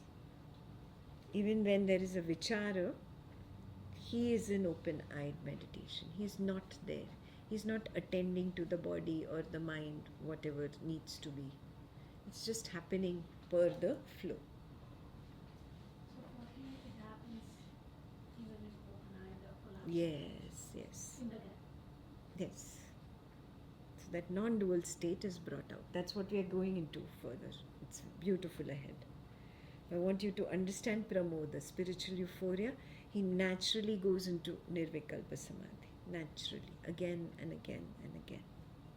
It is a happening, not a doing. But if it's happening again and again, it's not continuous. Or is it? It is. That's what we are going ahead, no? And yeah, I'll go ahead and you'll see the spirits. My question was, are you tunes? I mean, is this being recorded? Yes, it is being recorded. Yeah. Yeah, it's being recorded.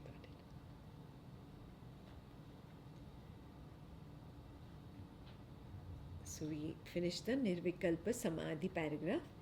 It's a deep, non-dual absorption. What is the difference here? Before this, whatever samadhis he did was savikalpa. Yeah, now it has become nirvikalpa. Means there is no thought formation because he's lost jijivisha. He's lost the desire to exist. Yeah? He's lost the false illusion that I live. I only was a big facade. That has been wiped away.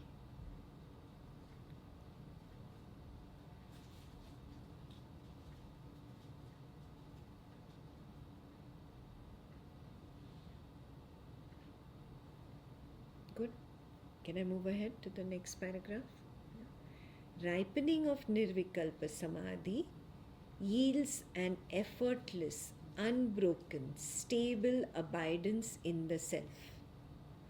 And that presence is now realized in waking, dreaming, and deep sleep. Yeah? So he's taken that non-dual abidance in his own self. He's taken that out with him. Now there is no identification with the sense of existing. No identification with the I thought. No identification with the I sense. The recognition is that I am this non-dual, nobodiness and nothingness. In fact, there is no I there. Clear? All the vasanas are gone. All vasanas are gone. This is complete. This is complete, yes. Yeah. So, that's how nirvikalpa samadhi, the beingness void of thought formation, that is the stage. Beingness void of thought formation. Means not even the attention is going out towards some sight, sound, smell, taste, touch, and identification, doership, experiencership. None of that is happening. Nothing. Why? Because he's lost confidence in that I thought only. Who is going to go out and identify?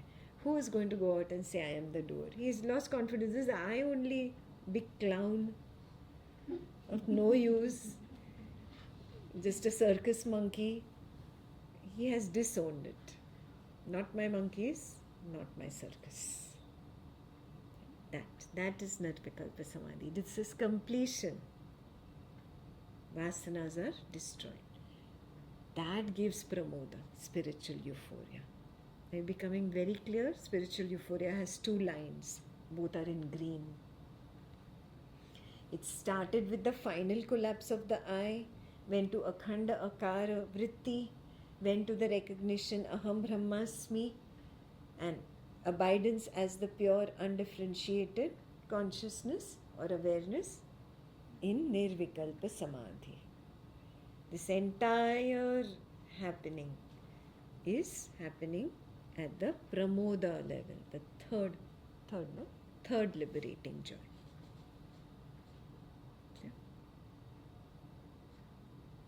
Now he is bringing that same nirvikalpa out. Now we are going forward into the 4th liberating joy. Now we are entering the 4th. So how does that happen? There's just ripening of the same awareness, first in deep sleep, that is going to happen, then in dream, then in the waking. Which awareness? Not the lower witness anymore. Now where are we?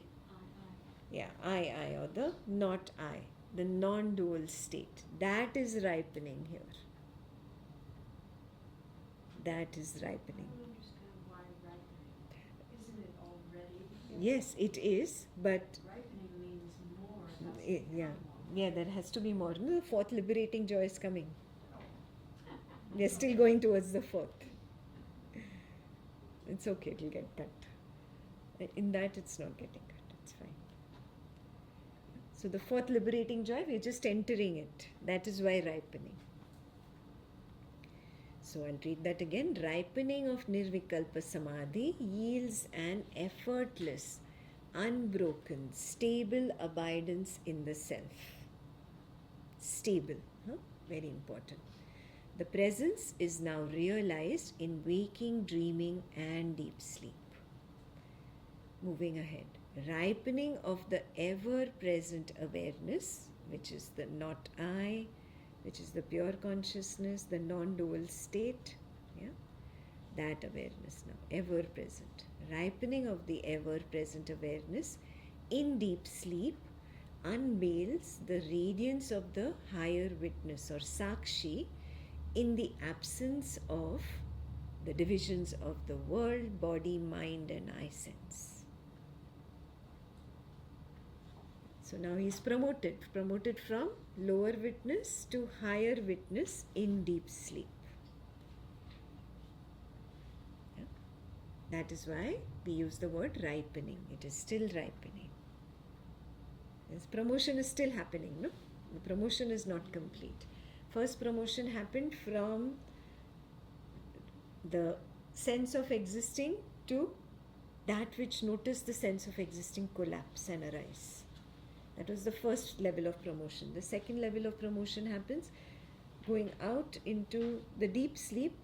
There is the recognition of, I'm not the lower witness, I'm the higher witness. The non-dual state, the nirvikalpa, is taken out.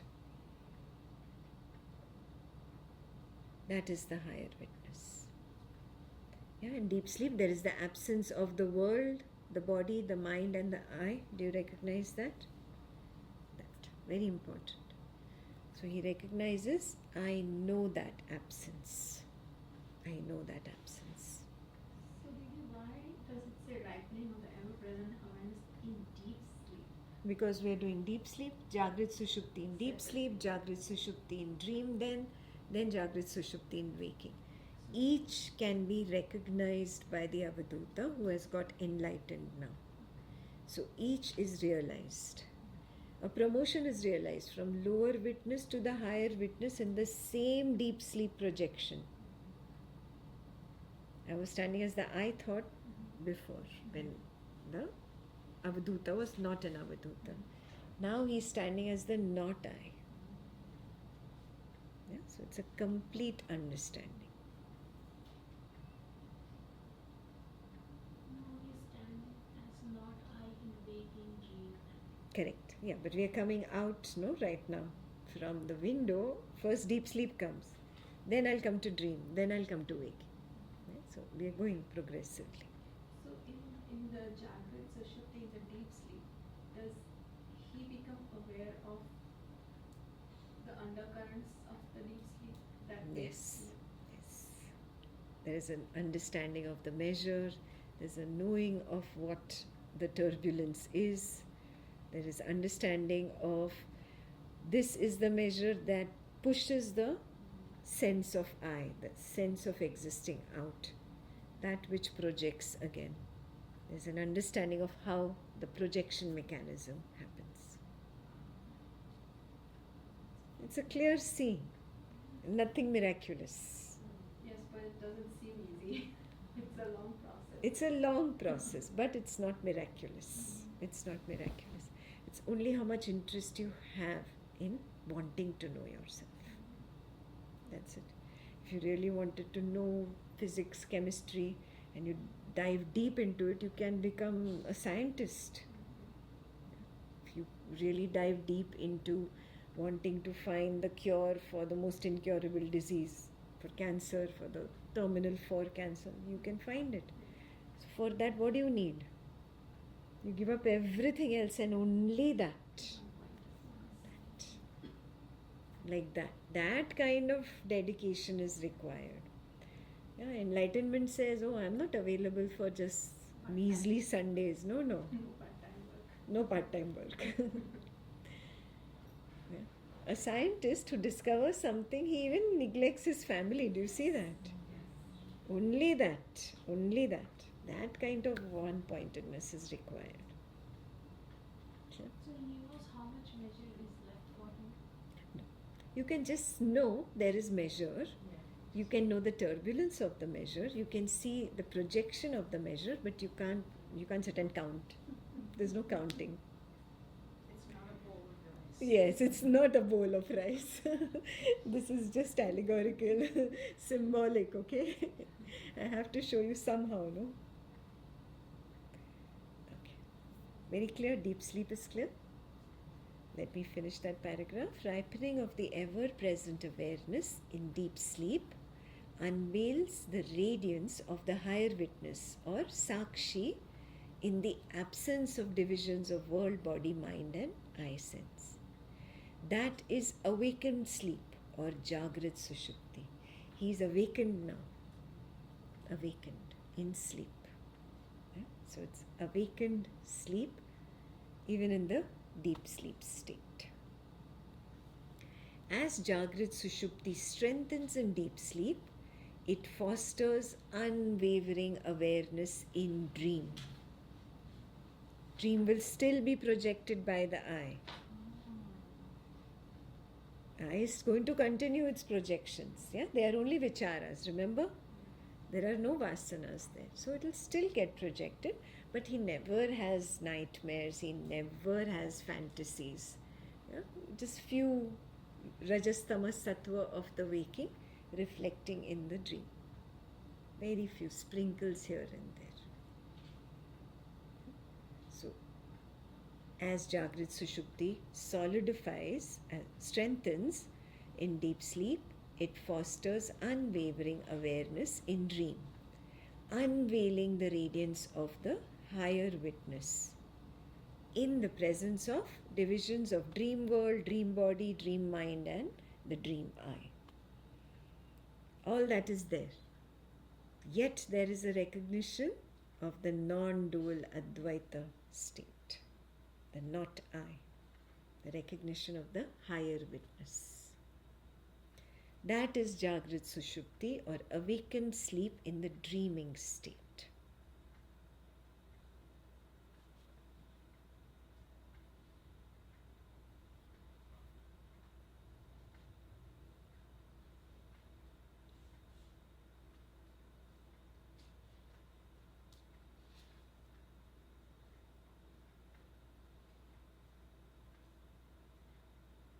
Why awakened and why sleep?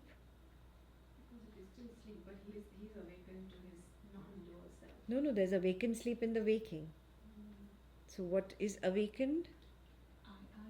Yeah, there is the enlightenment, the recognition of the not I. That is what is signified by the awakened word.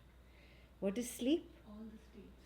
Yeah, now he doesn't care for the illusion. He's asleep to the illusion and he's awake to the reality. That is the meaning of awakened sleep.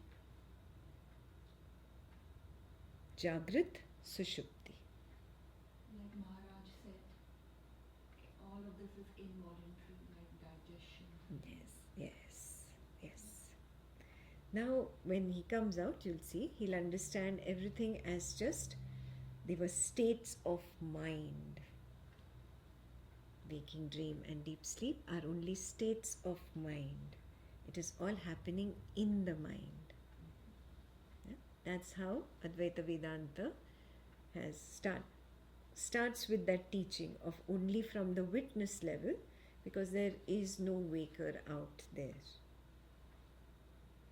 The waker is an illusion, is an idea. It's an idea in the mind. Waking state is a state of the mind. There is nothing like an external physical world out there, separate from the consciousness. Means separate from the mind. It's all inside the mind. We're talking about the witness consciousness that has projected. This, I'll tell you, is well defined by Nisargadatta Maharaj. If you have the patience for going into a little depth. Good, I have colors today.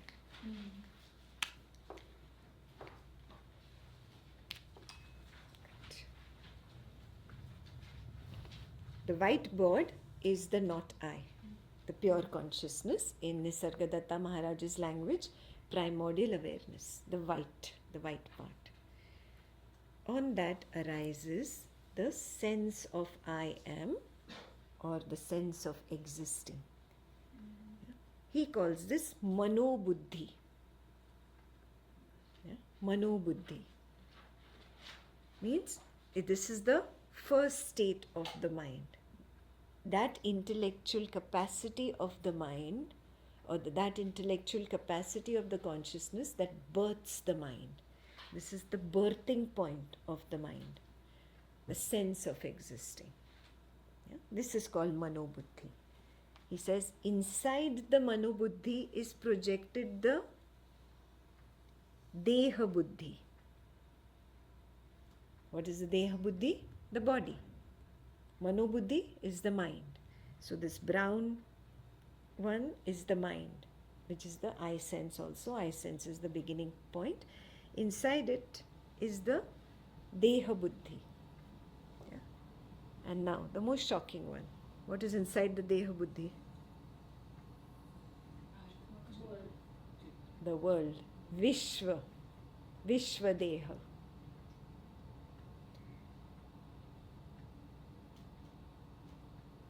So what is he saying? Mind is biggest. The world is a state inside the mind. Just a state.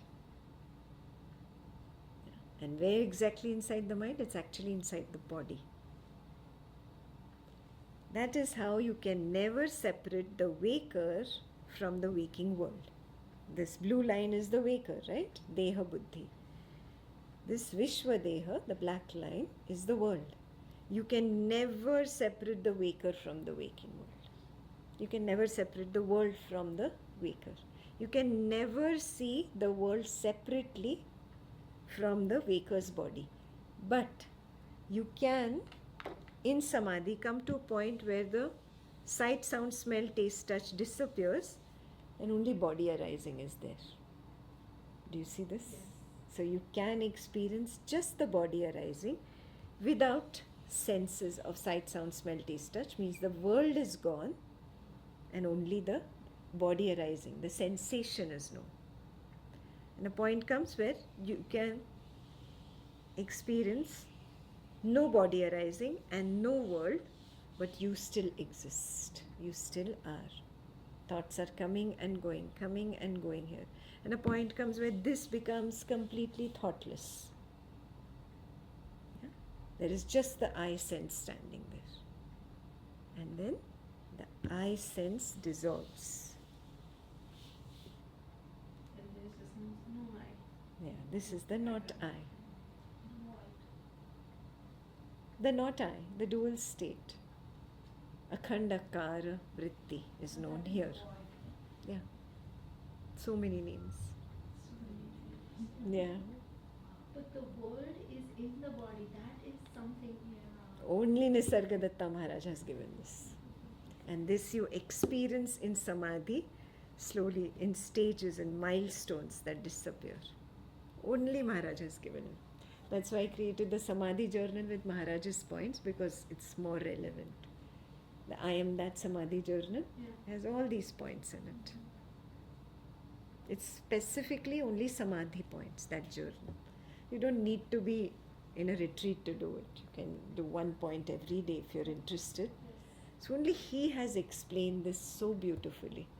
And the way he explains it, then you have no two ways that this waking world cannot exist outside. It's not made of matter. Earth, water, fire, ether, air is also in the mind. All made of mind. That is why the lesser degrees. Tanmatras. Tanmatras. Yes. How is the world and the body?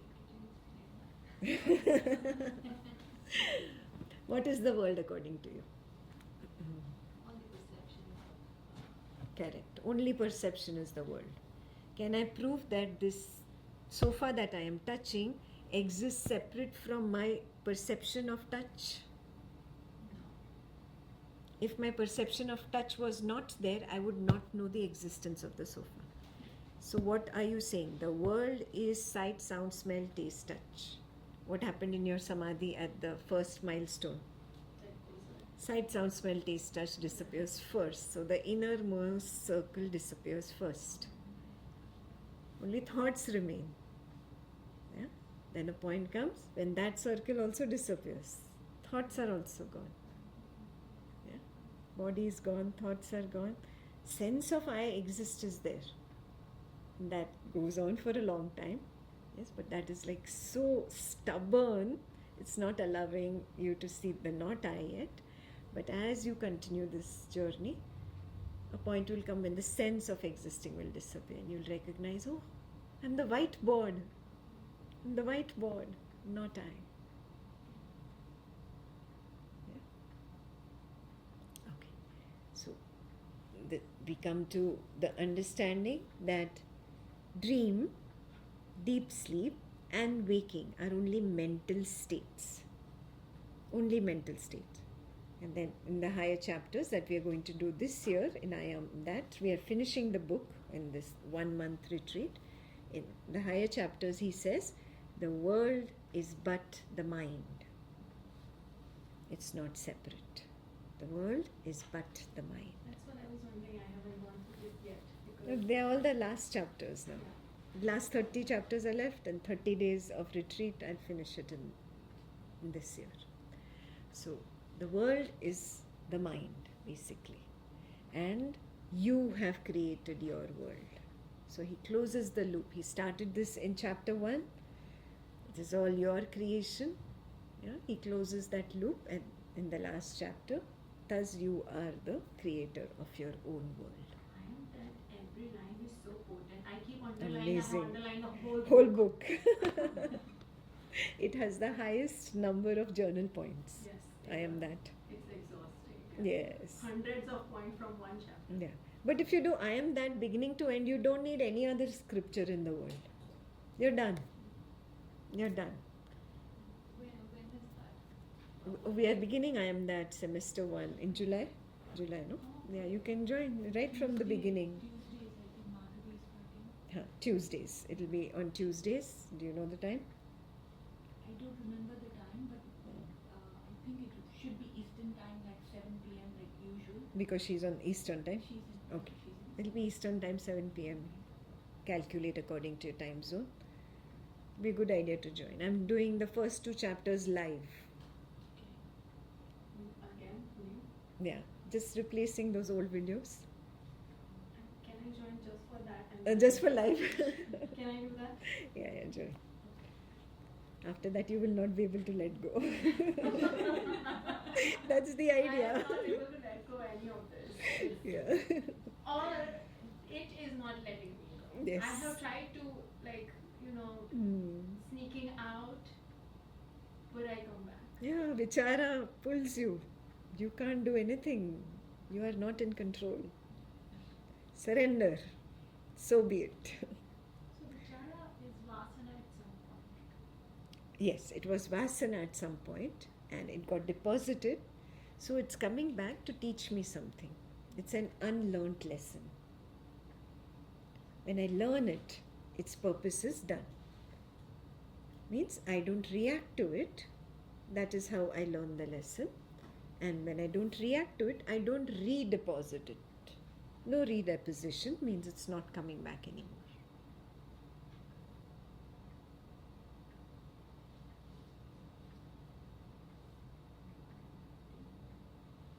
Maybe there's a question. When does sound disappear in this entire absorption? Is there like a phase in absorption when you don't hear the world at all? Yes, yes. And absorption means you will not be able to hear, see, smell, taste, or touch. If you can hear, see, smell, taste, or touch, that means you're still at either the body or at the thought level. You've not gone to absorption. In absorption, you will not be able to hear people walking in the room. You will not be able to hear any sounds from the kitchen. You won't be able to hear. You'll be completely absorbed. And poof, the eye will be gone. And then you will come back and you'll be like, did I sleep? You'll have that doubt first. That's when you know you've truly gone into absorption and possibly the collapse. Because you could not hear, you could not see, you could not smell. But when you come back, you have, tell me, yes, a liberating joy. If you come back from sleep, you're groggy. So there is a big difference how you come back. Yeah? It's more the spiritual gladness. That's how you come back. More than pleasantness. Higher than pleasantness. The absorption starts from which jhana phase? 5. 5. Yeah. 1, 2, 3, 4 is still bodilessness and thoughtlessness. From 5 onwards, we are moving towards absorption. So, Didi, mind will not go away until the thoughts and the feelings are gone, right? Obviously, Mind is thoughts not and feelings equal to is the thought. mind. Thoughtlessness is not equal to mindlessness. No, not yet. Just clarify. I is the beginning point of mind, no? So the I is still there, the mind is still there. Mind will go when the eye collapses. Correct. So I is equal to mind. Yes, yes. So I thought it. Okay. So let me finish that. It keeps getting interrupted. As Jagrit Sushupti, solidifies in the dream. It reinforces unswerving awareness in the waking state, revealing the radiance of the higher witness in presence of divisions of the waking world, the waking body, waking mind and eye sense. That is Jagrit Sushupti, or awakened sleep in the waking state. Clear? So there are 3 stages of realization there. I have been promoted from the lower witness to the higher witness in the deep sleep. I have been promoted from the lower witness to the higher witness in dream, and then finally you come to the waking. I have been promoted from the lower witness to the higher witness in the waking. And these are not things that you don't see. You get glimpses of this even when ignorant. You get glimpses, but again you go back to your false belief of being the body. So it's not that you don't know these. And when it happens, you'll be like, oh, I know this. But now it is like established. I don't slip anymore.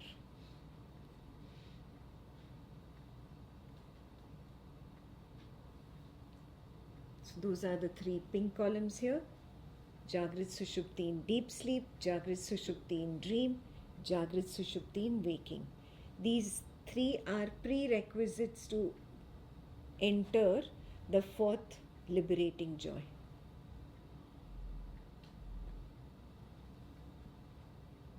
It's fine. It's fine. These are 3 prerequisites for entering the 4th liberating joy. So now let's go there to the 4th. Subsequently, repetitive revelations fortify the natural state or Sahaja Samadhi, unfolding the final degree of liberating joy called Ananda or spiritual beatitude. Beatitude is like the blessed happiness. You feel like you're blessed. That level of happiness. Spiritual beatitude. That is the real translation for Ananda. It's Beyond beyond euphoria. Yes.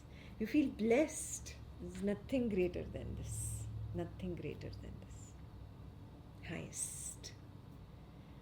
Yes, and only an Avadhuta can very clearly recognize the 4 different flavors: Priya, Moda, Pramoda and Ananda.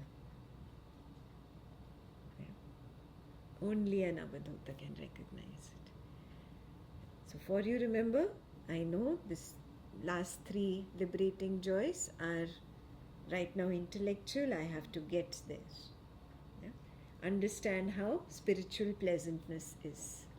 You recognize the difference between spiritual pleasantness and material world pleasantness that you get from a hug, you get from food you love. Yeah? You see the difference? Yeah. So like that you'll start distinguishing. You'll come to Moda, then Pramoda, and then finally Ananda. This knowledge helps, Devi, because when someone hugs now, I know that it is my mind hugging me. Yes. Or if I'm trying to eat modak, that came into my head because of modak. Okay. The laddu, the sweet. Huh? So when I'm trying to enjoy that, I'm just enjoying my own mind. Yes. So low level. Yeah. So the real happiness is Ananda. All Yes. everything else is an illusion. Yes. Spiritual beatitude. Thus, the Avadhuta abides in the escalating degrees of liberating joy or 4-fold joy, ranging from Priya to Moda to Pramoda, which finally blossoms into Ananda. These provide steadiness like the 4 legs of a cow. Old ancient time examples: bird, cow. Yeah, so they basically are like the 4 legs that provide the steadiness. Why steadiness is required in this higher state? So there is no slipping. So there is no slipping. When will I not slip? And I have stood on the When will I not slip? When the joy here is so much that all that is petty joy. This joy has to be like experienced at all four escalating levels and known and understood and soaked in. Then you become steady. Then you see, oh, why will I give up this joy for that?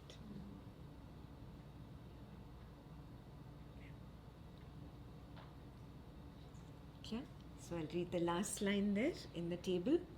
The fourth liberating joy, the qualification is getting established. Getting established, I have to get established in my natural state. And what is the natural state? Just the way you were when you were a baby, before you were conditioned by the world. No language, no sound, no criticism, no judgment, no good, no bad, no right, no wrong. Just joy. But isn't baby's body the same as the baby's world? Baby's body is the same as the baby's world, yeah. But the joy, we're talking about the 4 degrees of escalating joy. Same joy. Same joy. Is the joy that is devoid of any conditioning. That is the key there. There's no conditioning, no labels, no beliefs, no illusions there. Simple happiness, very simple. That is your natural state. Just let me come. That is the natural state called Sahaja Sthiti or Sahaja Samadhi. Both words are used interchangeably. Those who did the I retreat, you remember? Ramana Maharshi used Jagrit Sushupti, Sahaja Sthiti and Sahaja Samadhi all together. So he's saying only Jagrit Sushupti in waking dream deep sleep translates as Sahaja Sthiti or Sahaja Samadhi, your natural state. Okay? That only can lead to the 4th liberating joy, Ananda, spiritual beatitude. That completes the table.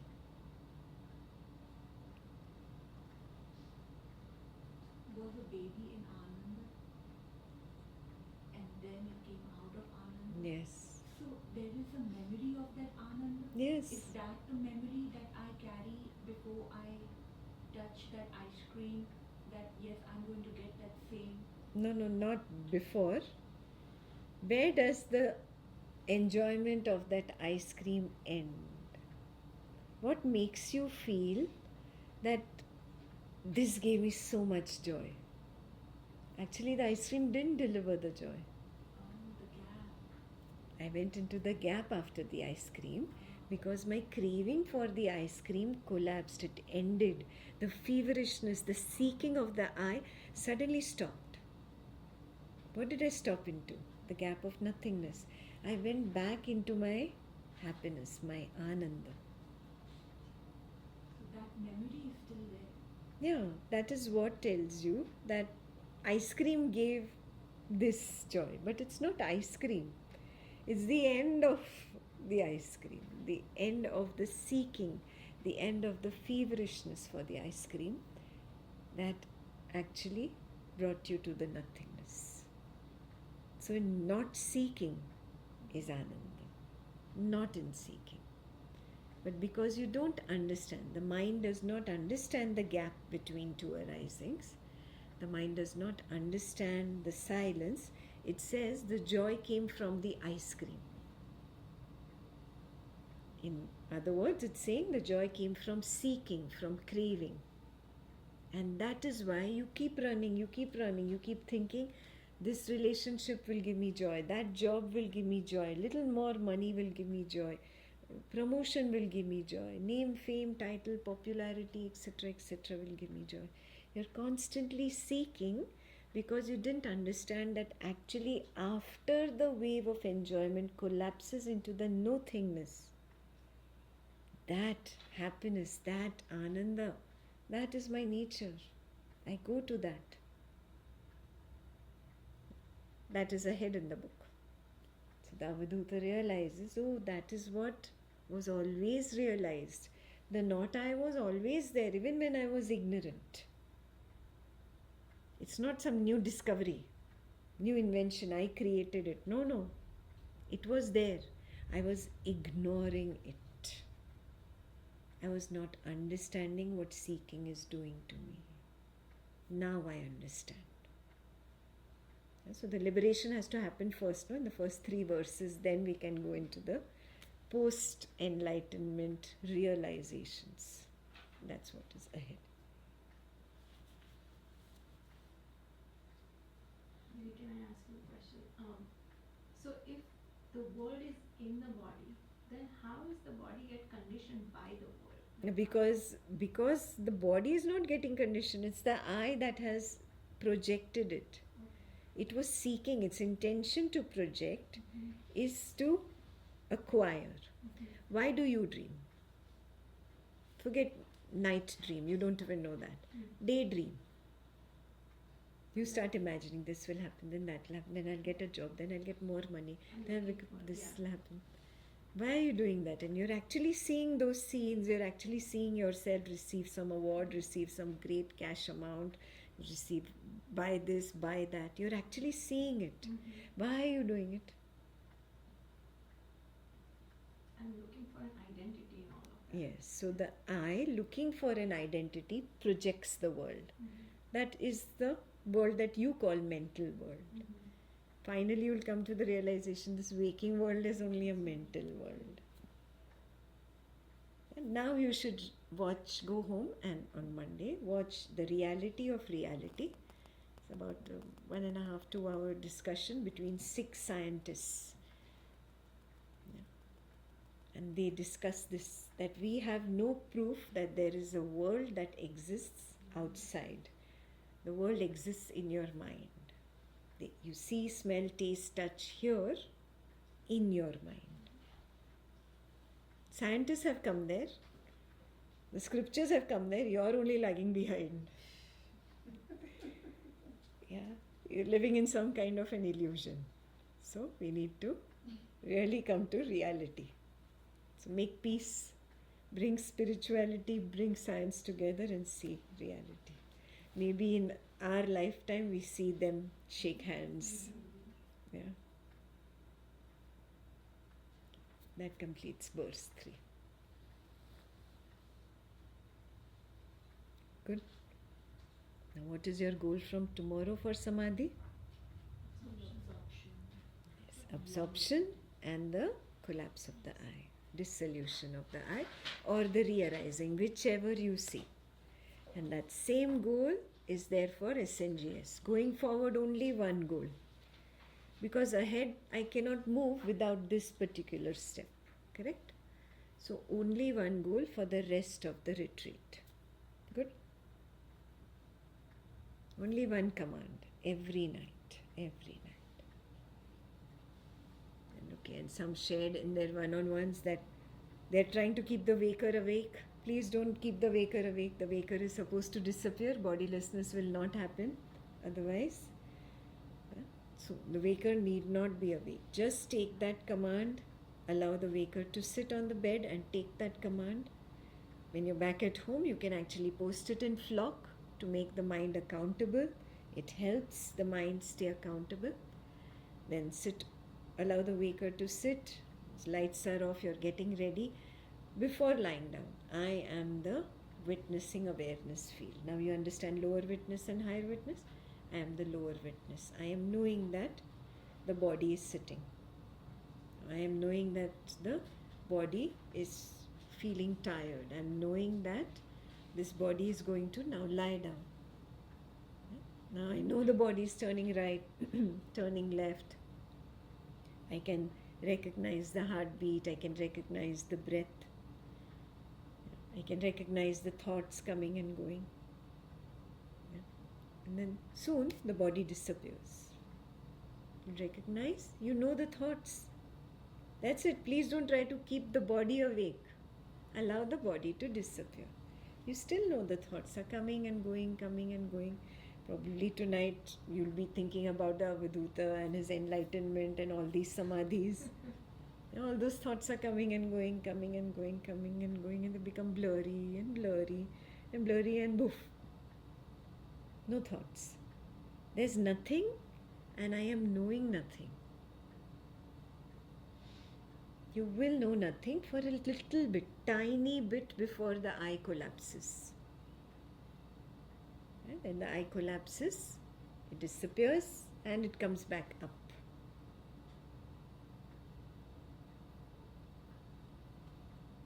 Again, remember, you cannot see a capital I standing there on top of a mountain and jumping down into the valley. Please don't imagine things like that. Nothing like that is going to happen. Just that sense of existing was there and it's not. That's it. There's a recognition of before and after. That's all. Who's recognizing is not known. Clear? The knower cannot be known. There's only a realization. Now the sense of existing was there and now it's not there. And there's some time for which it is not there. You might not recognize the whole window right now. Right now you'll suddenly just know the sense of existing appear, and then thoughts appear, dreams appear. Yeah, so it was that sense of existing that projected the dream world. And then you'll have dream 1, dream 2, dream 3 with gaps interspersed in between. And finally, the waker will appear on the bed. Yeah? There'll be the heaviness of the body. There'll be that feeling of feeling cold or hot, wanting the blanket or pushing it away, turning right, turning left. All that will start happening. Very clear? It's such a simple thing. You've been doing it all your life. It's only a mental obstacle in you. Oh, I was never aware of deep sleep. But then who answered the question, there's nothing in deep sleep? You answered, no? You are aware. Yeah? Understand, it's not the waker that is aware, it is the witness that is aware. Yeah? You are the witness, you have never been the waker. Very clear? The command is, may I recognize either the collapse of the eye or the arising. Basically, the sense of existing collapse or the sense of existing reappear.